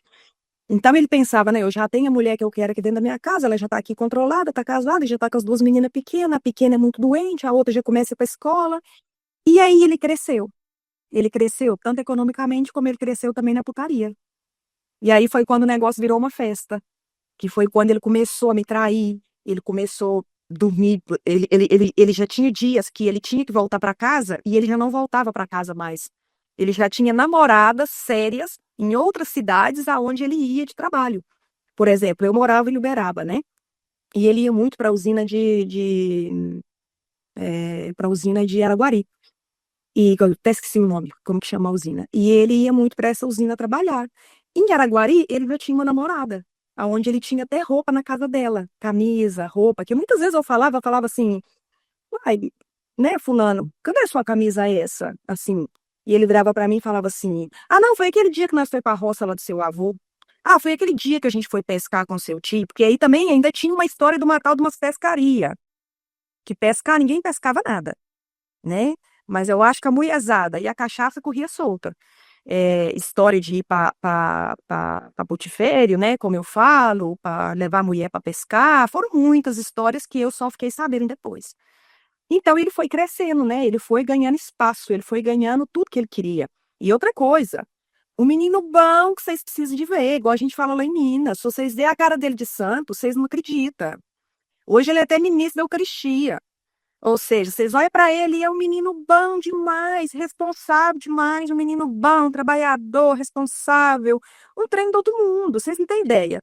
E a louca era eu, entendeu? E aí eu só fiquei sabendo dessa história depois, né? Eu era a dona onça que ficava em casa com as meninas e sem dinheiro, porque eu não tinha dinheiro nem para comer uma coxinha na rua, que eu acho também que um homem que casa com uma mulher e deixa ela em casa sem dinheiro, nem que ela possa tomar um lanche e uma Coca-Cola na rua, eu tinha conta no supermercado. Eu tinha conta no supermercado, eu podia ir comprar, mas eu não tinha dinheiro para essas minhas amigas me chamassem para ir tomar um café ou ir num lugar passear com as crianças, eu não podia ir, porque eu não tinha dinheiro. Eu não trabalhava, eu ficava em casa tomando conta das meninas, né? E aí assim foi. Só que aí o que aconteceu? Quanto mais ele cresceu e quanto mais o peteco dele, a putaria dele aumentou, ele perdeu a noção do que é que estava acontecendo. Ele perdeu a noção da onde começava e aonde terminava. Ele mesmo se embaralhou nas próprias pernas, porque no mês de outubro, com a minha filha com 10 meses, a gente viajou para minha cidade num fim de semana para comemorar o aniversário do meu sobrinho, que eu amo de paixão. E a gente foi comemorar esse aniversário desse bebê, que eu acho que ele estava cumprindo, acho que ele estava fazendo 6 ou 7 anos. O meu sobrinho, a gente fez uma festinha dessas de pobre mesmo, cachorrinho quente, um bolinho, mas a ideia era reunir, né? Reunir a minha mãe, a minha irmã, eu, as minhas meninas, a minha irmã já tinha os filhos dela também nessa época, e a gente tá ali reunido em família, né? E aí ele esqueceu. Eu acho que ele já estava tão acostumado a fazer esse peteco, né? Que ele esqueceu. E ele me deixou na casa da minha mãe quando terminou a festinha do meu sobrinho, e virou para mim e falou assim: Ah, eu vou lá na casa do pai levar o pai. Porque o pai dele sempre vinha com a gente, né? Eu vou na casa do pai levar o pai. E ele foi levar o pai. E eu, geralmente, o que é que uma mãe de duas crianças pequenas faz normalmente? A hora que as crianças dormem, o que que a gente faz? A gente desmaia. A gente desmaia de canseira e a gente não vê nem que hora que a criatura voltou para casa. E como eu estava me lixando para ele, eu não estava nem aí para ele, eu não ficava atrás pensando que hora que ele voltava, que hora que ele não voltava.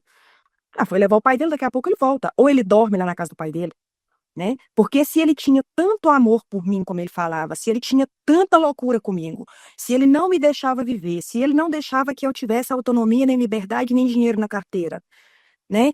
Por que que eu ia preocupar e pensar que ele podia estar me colocando chifre? Que ele podia estar com peteco na rua? Claro que não, eu pensava que ele estava cagando os troços por causa de mim, né? Eu pensava que era eu que mandava na história. Não, mas eu que sou a brava, né? Eu que sou a brava, sou eu que mando. Então, e aí foi. E aí, nessa noite, a minha filha deu febre. Ela deu, assim, uma febrona horrorosa. E a minha irmã e a minha mãe tinham discutido. E eu entrei no meio da briga e discuti com a minha mãe, ficando do lado da minha irmã.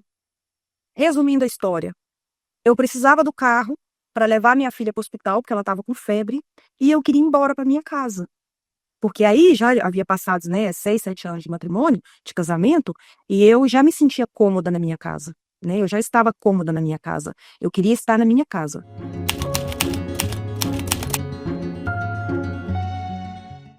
E aí eu ligava no telefone dele, que ele já tinha celular naquela época, e o telefone estava apagado. A minha mãe não quis me emprestar o carro dela. Eu peguei a bicicleta da minha irmã, de pijama, de chinelo de dedo, e saí no meio da cidade. Fui na casa do pai dele, que não estava perto da minha casa, mas eu peguei a bicicleta e fui na casa do pai dele. Quando eu cheguei na casa do pai dele, que o murinho era baixo, eu olhei por cima do muro, o carro não estava dentro do muro, né, do lote. E aí foi quando eu falei, "Ué, mas onde que esse homem tá?", né? Chamei, chamei, chamei, ninguém abriu a porta. O meu sogro, o meu ex-sogro, ele era surdo. Então, e no fundo morava uma cunhada que me odeia, me odiava. Então, ninguém quer te ajudar, né? Ninguém quer participar dessa cachorrada. E aí eu procurei, procurei, dei volta nos barzinhos assim mais perto da casa do pai dele, andei, andei, andei e não localizei ele. Voltei para trás. Eu falei, não posso ficar andando de bicicleta também, 4, 5 horas da manhã, né? Sem saber onde que tá. Voltei para casa, deitei na cama e tava preocupada com a minha filha, né? Voltei para casa, deitei na cama. Deitei na cama e minha filha continuava com febre, a febre não baixava e tal, e eu naquele rebote de ódio, né, de ira, falei, não, eu acho ele, pode deixar que eu ache ele. E eu acho que na minha cabeça, ainda naquela ocasião e naquele dia, eu não imaginava que ele era capaz de me trair.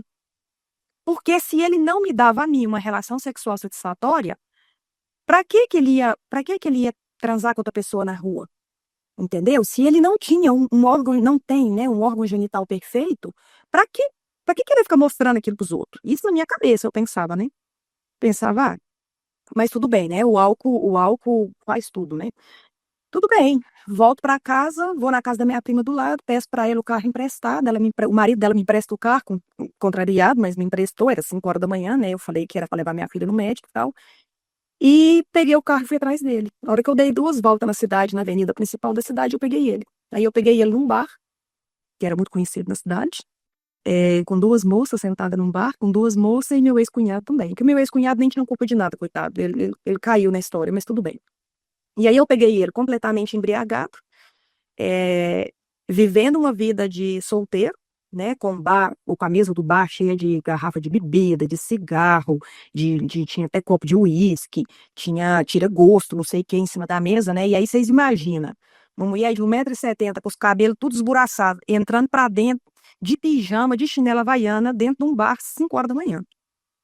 Entrei pra dentro porque eu vi a camisa dele pela janela do lado de fora. Eles tentaram ficar escondido de dentro, mas eu vi a camisa laranjada que ele tava assim, um salmão, e era uma camiseta nova que eu tinha comprado pra ele. E eu vi essa camiseta, eu vi o ombro dele. Então, quando eu parei o carro mal parado, mal estacionado, parei mais ou menos e entrei o barco pra dentro. Na hora que eu entrei pra dentro, eu peguei ele na mesa com as mulheres, com as meninas, né? A reação é pior que qualquer mãe, né? Qualquer esposa, e qualquer mãe de filho pequeno, sem autonomia pode ter, né? Quebrar a cara dele, quebrar o bar inteiro, quebrar a garrafa, voar nele. Ele tinha tirado até a aliança do dedo, que era ridículo, né? Porque ele tinha uma marca da aliança no dedo. As moças, eu lembro que a morena que estava com ele agarrada nele era assim, morena do cabelão bem cheio, assim, igual o meu, mais ou menos até um pouco parecido assim comigo e tal. As meninas levantaram da mesa e foram embora. Eu nem vi que rumo que tomou, e também não era a minha preocupação, né? Eu não estava preocupada com elas, a minha preocupação era com ele, né? E aí começou a grande confusão do divórcio, né? Esse divórcio aconteceu 9 meses depois. Eu tive que sair da casa, porque ele não saía. Eu tive que correr um dia, ele foi trabalhar, e eu peguei todas as minhas coisas, minhas 2 filhas, deixei um pouco de móveis para ele, um pouco de coisa para ele e fui embora. Nesse meio tempo, isso foi em outubro, em dezembro, depois dessa traição, aí já começou todas as brigas, né? Aí já começou os tapa na orelha e briga, e, como se diz, não deu facada porque não deu prazo.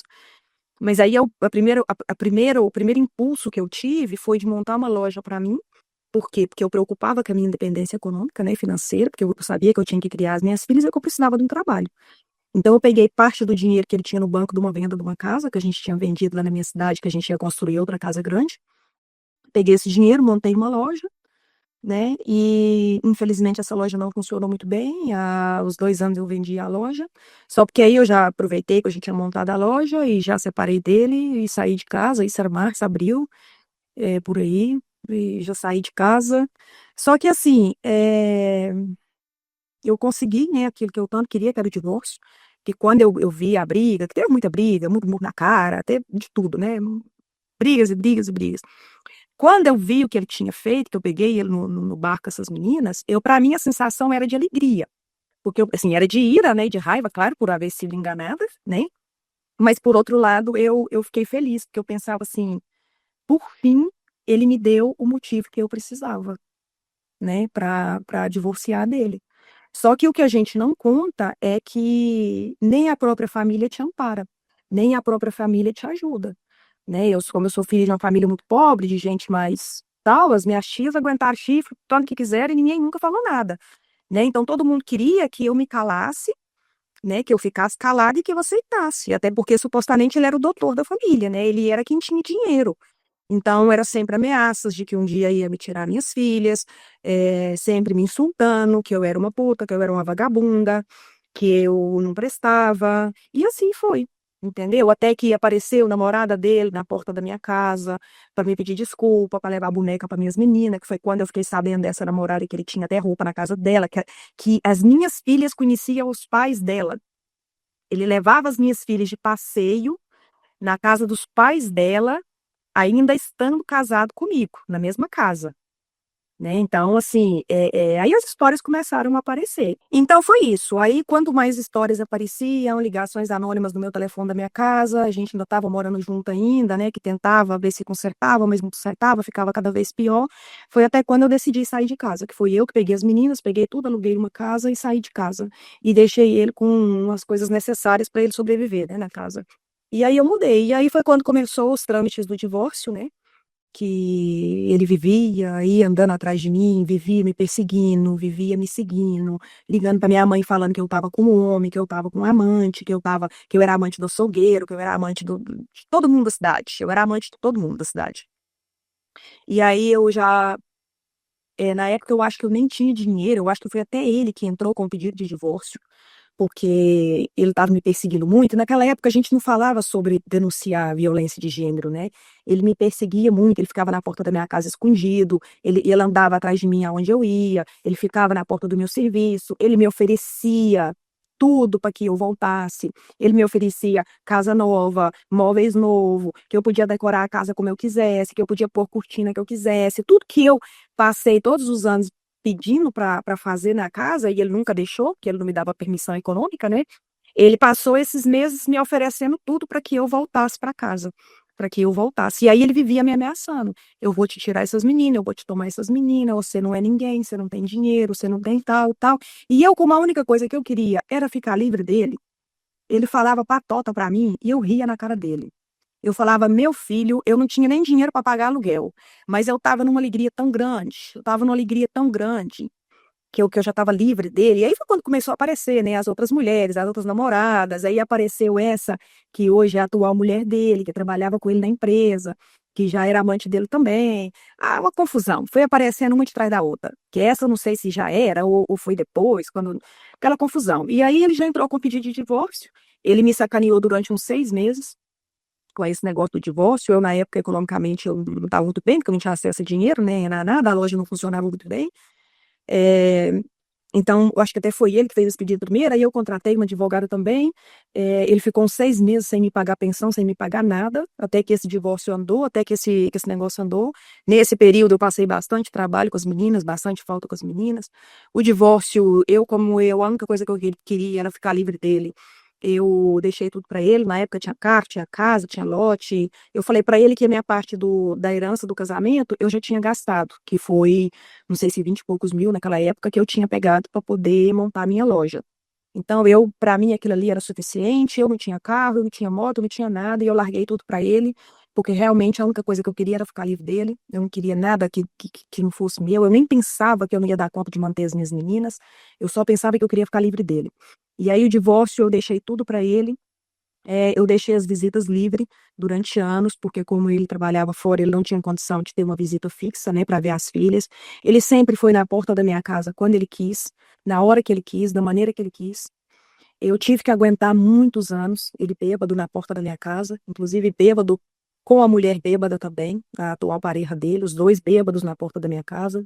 Eu tive que ver ele pegar minhas filhas na porta da minha casa bêbado e colocar dentro do carro as duas criaturas pequenas, com 7, 8, 9 anos, e eu olhar e falar, oh Deus, toma conta, né?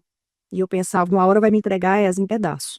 Mas o que que eu fazia? Eu não tinha, né, mais arma para brigar, porque eu já tinha brigado tanto, eu já tinha discutido tanto, eu já tinha batido nele, eu já tinha confusões e confusões, né? E aí começou a época das humilhações, né? As humilhações constantes, porque aí ele virou para mim e falou assim: já que você não quer voltar para casa, então eu vou casar com a fulana, né? Que é a atual mulher dele.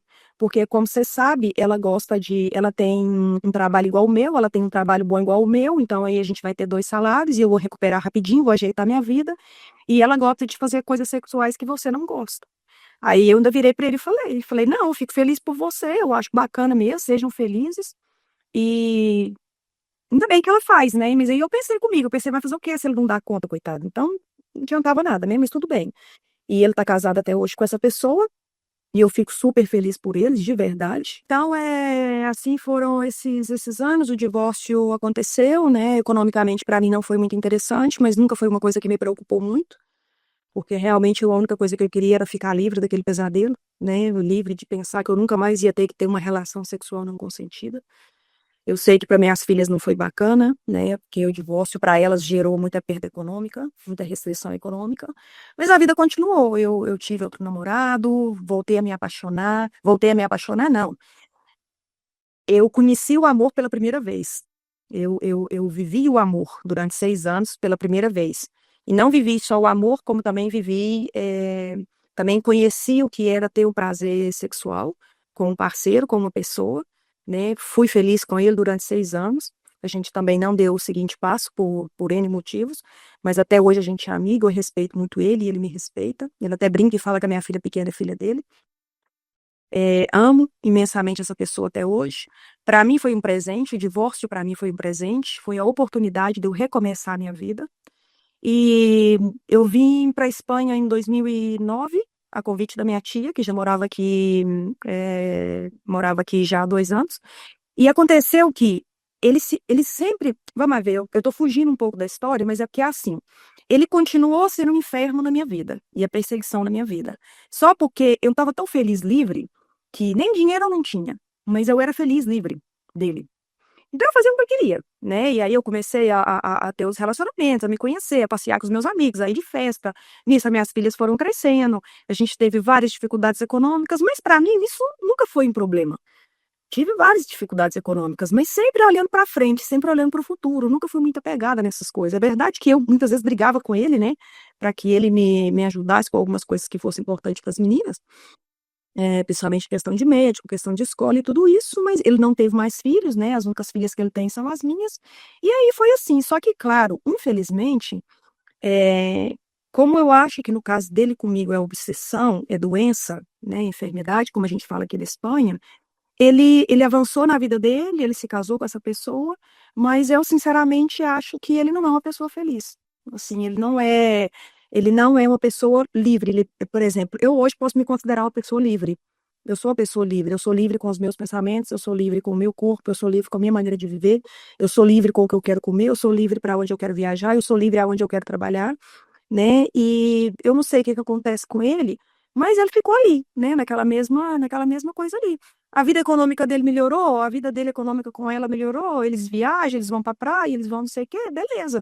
Mas só que eu acho que se ele realmente fosse feliz e fosse livre, ele não preocuparia tanto com a minha vida. Ele até hoje, depois de 20 anos, né? A minha filha pequena a caçula tem 23 anos, eu me separei dele, ela tinha um ano e pouquinho. Um ano e meio, quer dizer que eu levo mais de 22 anos separada dele. Meu divórcio foi firmado em novembro de 2004. Eu saí de casa em março de 2004, o divórcio foi firmado em novembro de 2004, se eu não me engano. E esse homem nunca teve paz, ele nunca teve paz na cabeça dele, nem na vida dele. Eu simplesmente segui a minha vida, vivo a minha vida, não dependo dele economicamente para nada. Mas a vida dele foi me perseguir, falar mal de mim, falar que as minhas meninas estavam mal cuidadas, que as minhas meninas passavam fome, né, que eu sou uma vagabunda, que eu sou uma puta. A vida dele é falar isso pra família dele, falar isso pra vida dele e tal. E aí ele ficou insistindo muito na porta da minha casa, sempre bêbado, falando que ia me tirar as meninas, que ia me tirar as meninas, que ia me tirar as meninas e que ia me tirar as meninas. E um dia ele tava bêbado na porta da minha casa, ele e a mulher dele, e eu virei pra ele e falei, ah, tá. Você quer ver como é que eu vou acabar com essa história rapidinho? Você quer menino, não quer? Então você vai levar e agora. Eu peguei as duas meninas, uma com 7 e uma com 10, e falei, você vai levar. Você vai levar porque essa história vai acabar. Agora quem vai criar é você. Até porque, como eu não tive a presença do meu pai comigo, e ele, as meninas, ele só pegava elas, por exemplo, para ir passear nos fins de semana, para comer sanduíche, para comprar boneca cara, para comprar PlayStation, para levar para praia, de férias, não sei o quê. Eu ficava como a mãe pobre, chata e aborrecida, e ele como o pai bacana, rico. Eu falei, então beleza, agora vocês duas vai conhecer o pai de vocês. Principalmente por causa da minha mais velha, que era muito apegada nele. Eu falei, ok, você vai levar, você vai criar um pouco, vai ficar um pouco com você. E quando elas quiserem voltar comigo, a gente retoma isso, né? Só porque, claro, na verdade a gente faz as coisas de cabeça quente, a gente faz as coisas sem pensar, muitas vezes, naquela ira e tal. E eu também achava que elas tinham que conviver com o pai, porque como eu não convivi com o meu, eu achava que elas tinham que conhecer um pouco ele. E elas foram viver com ele. E aí foi quando a minha tia fez o convite para que eu viesse passear aqui na Espanha. Nessa época eu já tinha aprovado um concurso público, já trabalhava com a Secretaria de Educação e tal, mas eu não estava bem, não estava feliz, eu precisava terminar esse relacionamento que eu tive com esse homem, foi o amor da minha vida. Espero que um dia ele veja isso também, e ele sabe que ele é o amor da minha vida, foi o amor da minha vida. E aí eu vim, a convite da minha tia, eu vim para Espanha. Cheguei aqui, gente, eu acho que a sensação de ser um passarinho que estava voando, eu acho que assim, se eu morrer hoje, eu já morro a pessoa mais feliz do mundo, porque eu voava como um passarinho que tinha 300 asas. Eu conheci gente nova, eu conheci gente solteira, gente jovem, gente bonita. Nós saía para discoteca, de festa, coisa que eu nunca tinha feito na minha vida, que era sair de festa, viajar, ir para praia, dormir na praia, ir para as discotecas da praia. Isso aqui é maravilhoso, é tudo lindo, maravilhoso. E eu cheguei aqui, contar melhor para vocês. Eu estava com 32 anos, né? E eu cheguei aqui achando que eu era velha, né? Achando que eu era velha, que eu era uma dona de casa, que eu era mãe de família, que eu tinha duas filhas, que eu estava velha e tal, que a minha vida tinha acabado, né? E muito pelo contrário. Quando eu cheguei aqui na Espanha, que eu vi todo esse mundo maravilhoso e colorido, né? Para uma menina de 32 anos que queria, a única coisa que queria na vida era viver, né? Para mim foi a mesma coisa de ganhar na loteria. E foi maravilhoso. Conheci pessoas maravilhosas, tive pessoas maravilhosas, pessoas que me ajudaram até economicamente, namorados, que aqui é normal, né? Eu não tenho a menor vergonha de falar isso. E eu fui viver, eu fui ser a princesa que eu nunca tinha sido na minha vida. Eu fui ser a menina livre, a mulher livre, amada, querida, desejada, né? Que me sentia linda, que todo mundo falava pra mim que eu sou linda até hoje, todo mundo fala que eu tenho um sorriso lindo. Eu melhorei a minha autoestima, melhorei tudo. E o melhor de tudo isso foi que eu arrumei 10 mil quilômetros de distância entre eu e ele, né?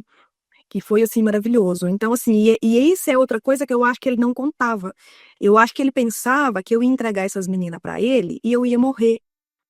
Eu ia morrer de tristeza, eu ia morrer de depressão, ou eu ia voltar para ele, que era o que meu avô falava, e meu avô falava assim, meu avô ria, né, quando eu ia lá chorando assim na roça, e meu avô falava assim, minha filha, o boi só quer o bezerro porque ele quer a vaca, né? Não fica triste não, as meninas já voltará para você. E a minha avó também falava a mesma coisa. Minha avó falava, filha, você é mãe, preocupa não, deixa eles, vai viver sua vida, vai aproveitar, tal. E assim eu fiz. Ele nunca parou de me perseguir, ele passou a vida inteira me perseguindo. Eu tive outra relação aqui, que durou 9 anos. Eu tive perseguição digital.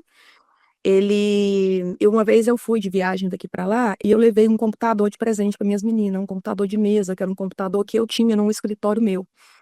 E como eu tinha desmontado esse escritório de gestão de documentação, eu levei esse computador para as meninas. Eu mandei formatar e tudo, mas eu levei esse computador para as meninas. Ele pegou esse computador, conseguiu restaurar, né, a formatação que eu tinha feito. Ele conseguiu pegar as minhas claves dos meus e-mails, do meu Facebook. Ele pegou foto íntima minha, que eu nem sei que foto que é, porque eu só escutei falar dessas fotos, mas eu não sei que foto que é. Uma das fotos eu vi, que foi a foto que ele colocou no Facebook. Mas as outras fotos eu não vi, não sei, que era uma foto que eu tava com uma jaquetinha de oncinha, assim, uma foto um pouco sensual, com uma sainha jeans. Nessa época eu fazia ginástica, tava com meu corpo lindo, que para aquela época era foto sensual, hoje é foto que as meninas colocam no Instagram todo dia, entendeu? Que pra gente que era velha era sensual, mas aquilo não era sensual, era uma foto de saia jeans com uma jaqueta. Eles colocaram que eu trabalhava como puta aqui na Espanha, que eu estava aqui trabalhando de puta, que a minha necessidade de fazer esse relato é justamente por isso, né? Ele cometeu esse crime digital, já tem anos que ele fez isso comigo, que ele pegou os meus e-mails, que ele pegou a clave do meu Facebook, ele alterou essas fotos, porque ele alterou essas fotos, porque eu não sei que fotos são essas. Aí teve uma amiga minha que me ligou na mesma hora que a foto foi subida no Facebook e falou, Nina, aqui fala Nena, né, com as amigas, falou, Nina, mira o Facebook, e me mandou eu olhar o Facebook, porque alguém tinha publicado alguma coisa no Facebook, aí ele tinha publicado, não nenhum anúncio falando que eu trabalhava de prostituta, nem que eu estava em algum sítio, em algum lugar, né, ele simplesmente colocou uma foto adulterada minha, com um número de telefone, e falando que eu era prostituta de luxo, ou escort, ou alguma coisa assim. E escreveu um comentário, né, falando que quanto será que valia o meu serviço como prostituta. Ele fez isso, na época eu consegui reverter, consegui bloquear, no mesmo momento eu tirei a foto, mas várias pessoas da minha família viram essa foto, ficou desconfortável para mim na minha família, porque as pessoas não tiveram coragem de me perguntar, mas ao mesmo tempo eles apontavam o dedo para mim, porque, claro, eu sou uma mulher solteira, eu tenho meus namorados, eu tenho meus rolos, eu tenho minhas coisas, mas eu não voltei a casar. Entendeu? Então, por aí já dá, né, imagem de que é uma mulher livre, tem dinheiro, trabalha, viaja para todo lado, faz as coisas. Ah, da onde que vem o dinheiro, né? Eles não pensam que a gente está com a mão cheia de calo, que a gente trabalha em restaurante, que a gente trabalha em cozinha, que a gente limpa a casa, né? Que eu fazia unha aqui, que eu trabalhava no salão, tive salão aqui. Isso eles ninguém olham, né? Todo mundo, a única coisa que quer fazer é apontar o dedo e te chamar de puta. E eu, como eu sou muito assim, da raiva, da ira, né? A hora que o povo fala, eu falo, sou mesmo, né? E a periquita de quem é. Mas tudo bem, então foi muita confusão. Ele me persegue, o relato que eu quero deixar aqui é esse, da perseguição dele durante 20 anos. Ele me perseguiu para tirar as meninas, depois ele me perseguiu para eu devolver as meninas, que quando eu tive uma audiência com ele, em Uberaba, para rever a guarda das meninas em 2013, ele levou até segurança para o fórum, levou uns homens grandão assim, moreno, porque ele fala para todo mundo que eu sou prostituta, que eu sou traficante de menores, que eu sou traficante de órgãos, que eu trago gente para cá para prostituir. Ele fala que a minha família é família de bandido, que a casa que a minha mãe construiu, o dinheiro era dele, que eu roubei o dinheiro dele, sendo que a casa da minha mãe foi construída aos poucos e muito depois do meu divórcio. Então, assim, é a vida toda lutando com essa perseguição, né? E aí eu decidi dar esse depoimento, porque eu sempre tentei passar, tipo assim, eu sempre tentei deixar ele na vida dele, na cabeça dele, com as coisas dele, porque se o coitado já tem problema né, sexual, em cima ainda tem tempo para ficar preocupando comigo, ou preocupando com a minha vida, ou preocupando com quem que é que eu tenho relação sexual ou que eu não tenho, né? Eu acho que assim, ele é que é o infeliz, não sou eu. Mas tudo bem. Com muita luta eu consegui trazer minhas meninas para cá, eu trouxe elas em 2014, em 2017, 2016, tive que brigar com ele na justiça muito, gastei muito dinheiro que eu tinha orado e que um ex-namorado meu me ajudou economicamente. Eu paguei advogado, paguei tudo, trouxe minhas meninas para cá, acomodei elas aqui, ajudei, dei o que eu pude dar, né? Ele acha que ele é o rei da cocada preta e a pensão alimentícia que ele me dava para elas aqui não era nem 200 euros, né? 200 euros aqui dá para mim ir no supermercado no mês. Eu só no supermercado eu gastava quase 1.000 euros de comida, 800 e tanto. Né? Então ele nunca participou de nada efetivamente na vida das minhas filhas aqui. Na Espanha, eu trouxe elas, eu dei documentação para elas, elas hoje têm dupla nacionalidade, né? Nacionalidade espanhola. E eu tive um relacionamento aqui, que no final também eu tive vários problemas com ele também, que o meu ex nem sabe quais foram efetivamente os problemas, mas os problemas também eram por machismo, ciúme e tal. E eu também já não queria mais essa relação. E as pessoas continuam com essa ideia de que você não quer mais essa relação, mas você é obrigado a ficar nessa relação. Que foi o que minhas filhas também tentaram fazer comigo. Esse relato hoje que eu estou fazendo aqui é porque tem 1 ano e meio, desde fevereiro do ano passado, que as minhas filhas não falam comigo, porque supostamente o ex aí do Brasil, que não tinha nada a ver com a peloteira, com o negócio da briga daqui, pegou essas fotos, deu vestido de puta e mandou essas fotos para cá, para minhas filhas e para o meu ex. Quer dizer, e o trem já estava uma confusão, porque a única coisa que eu queria do meu ex daqui também era separar. Eu não queria outra coisa com ele, porque eu nunca tive nenhum problema com ele, assim, sério nem nada. A única coisa que eu queria era separar dele, eu não era feliz com ele também, apesar de ser uma pessoa excelente. Mas ele não tinha problema com álcool, ele não tinha problema sexual, ele não tinha problema nenhum. Eu simplesmente não queria mais aquela relação. E eu acho que eu tô no meu direito de falar que não. Como pessoa, como mulher e como ser humano. Né? Também não foi uma pessoa também que eu amei. Eu acho que a relação durou o que tinha que durar, né? Mas o importante nisso é que o simples fato de que eu não queria mais ter essa relação com essa pessoa daqui, que nem faz parte da vida dele aí no Brasil, ele quis me insultar e quis continuar me prejudicando aqui, né? E esse relato que eu quero deixar aqui é que realmente ele me prejudicou no sentido de que hoje as minhas filhas não falam comigo, né? Que tem 1 ano e meio que as minhas filhas não falam comigo. Claro, para elas hoje não interessam falar comigo, porque hoje elas já terminaram a faculdade, elas já têm bom trabalho delas, elas já têm carteira de dirigir, elas já têm carro, já têm passaporte, elas já têm tudo, né? Porque a mamãe, enquanto a mamãe pôde, a mamãe deu. Então, a mamãe adoeceu, a mamãe operou da coluna, a mamãe já não consegue ganhar tanto dinheiro mais como eu ganhava antes, né? E aí, para elas, não me interessava muito mais estar comigo. Mas tá tudo bem, não tem problema. Eu criei elas e lutei muito por elas e lutei justamente para que elas fossem mulheres livres, para que elas tivessem a carreira delas, a faculdade delas, tivessem a profissão delas, que elas nunca dependessem de um homem e que elas nunca tivessem que ter na vida delas uma relação sexual abusiva e não consentida. Então, eu já sou feliz porque eu consegui, né, o que eu queria, eu consegui. E eu deixo esse relato meu aqui com muito carinho, com muito amor. Eu sei que é uma história, assim, que acho que vai dar cortes aí horrorosos. É triste, eu sei que é complicado eu estar me expondo aqui dessa forma também, porque são coisas muito dolorosas, mas eu acho que é necessário a gente falar sobre isso. Falar que as mulheres, a gente tem esse direito de ser mulheres livres, de ser mulheres que querem fazer com o nosso corpo o que a gente quer. Eu tive muitas relações sexuais, tenho com quem eu quero, com quem me apetece, do jeito que eu quero, na hora que eu quero, da maneira que eu quero. Ninguém vai me falar o que é que eu tenho que fazer ou o que eu não tenho que fazer. Nem ele, nem as minhas filhas, nem a minha mãe, nem ninguém. É triste porque acaba que a gente vai passando de uma geração para outra esses mesmos problemas, né? Tipo assim, eu não tenho uma boa relação com a minha mãe e agora, infelizmente, eu não tenho uma boa relação com as minhas filhas. Apesar de que eu achava que eu tinha. Eu criei as minhas filhas com essa liberdade de conversar, de falar. E o negócio é tão complicado que hoje elas falam para mim que tem vergonha de mim, porque eu falo demais. E que hoje elas não querem ter relação sexual porque realmente eu falei demais. Então a gente nunca sabe, né, aonde está o ponto correto da gente falar o suficiente e a gente falar excessivamente. Eu pensei que eu estava fazendo a coisa certa, né, porque eu não queria que elas fossem independentes nem econômica e nem afetiva de nenhum homem, não tivesse nunca na vida delas nenhuma relação abusiva. Mas foi assim, e hoje eu já me recuperei da depressão que eu passei, depois que elas deixaram de falar comigo, eu passei mais de um ano mal, ainda faço terapia, tomo meus remédios todos os dias, estou me recuperando.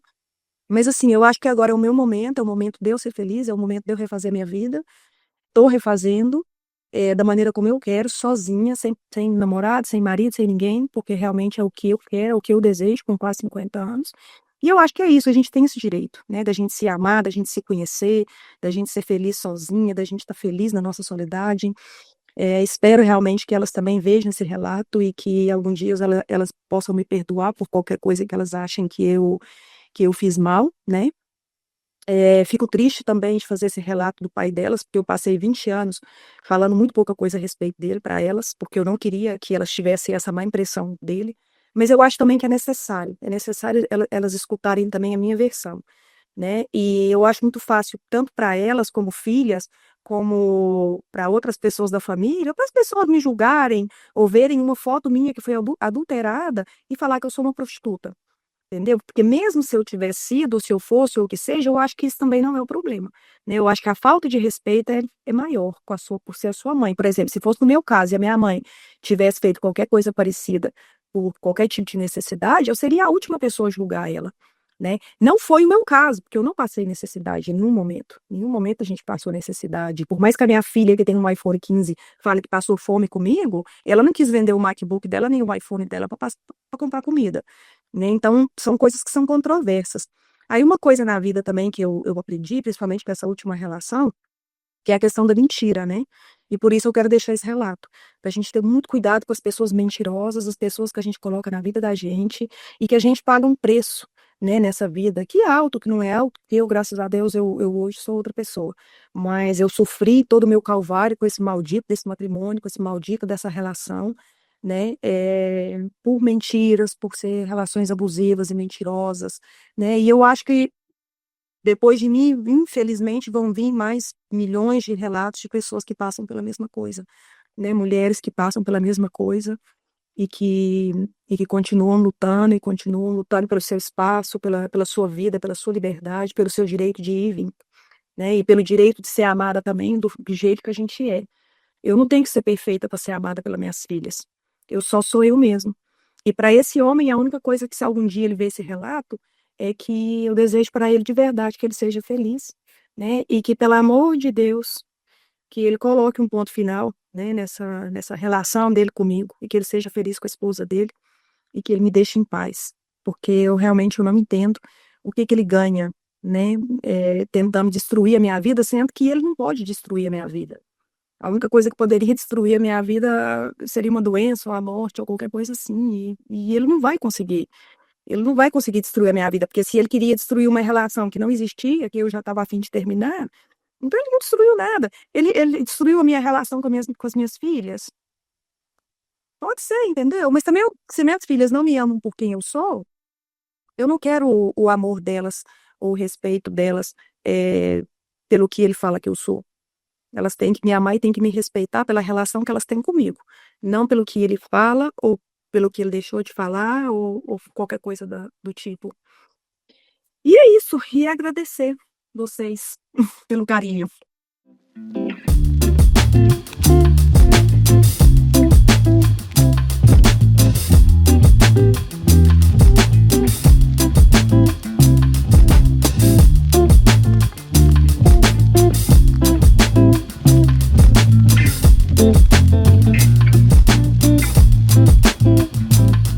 E o que você achou da história da Síria? Compartilhe esse vídeo com todo mundo que você gosta, comenta para eu saber o que você achou, sempre com cuidado e carinho, porque aqui é um local de aprendizado e acolhimento de mulheres.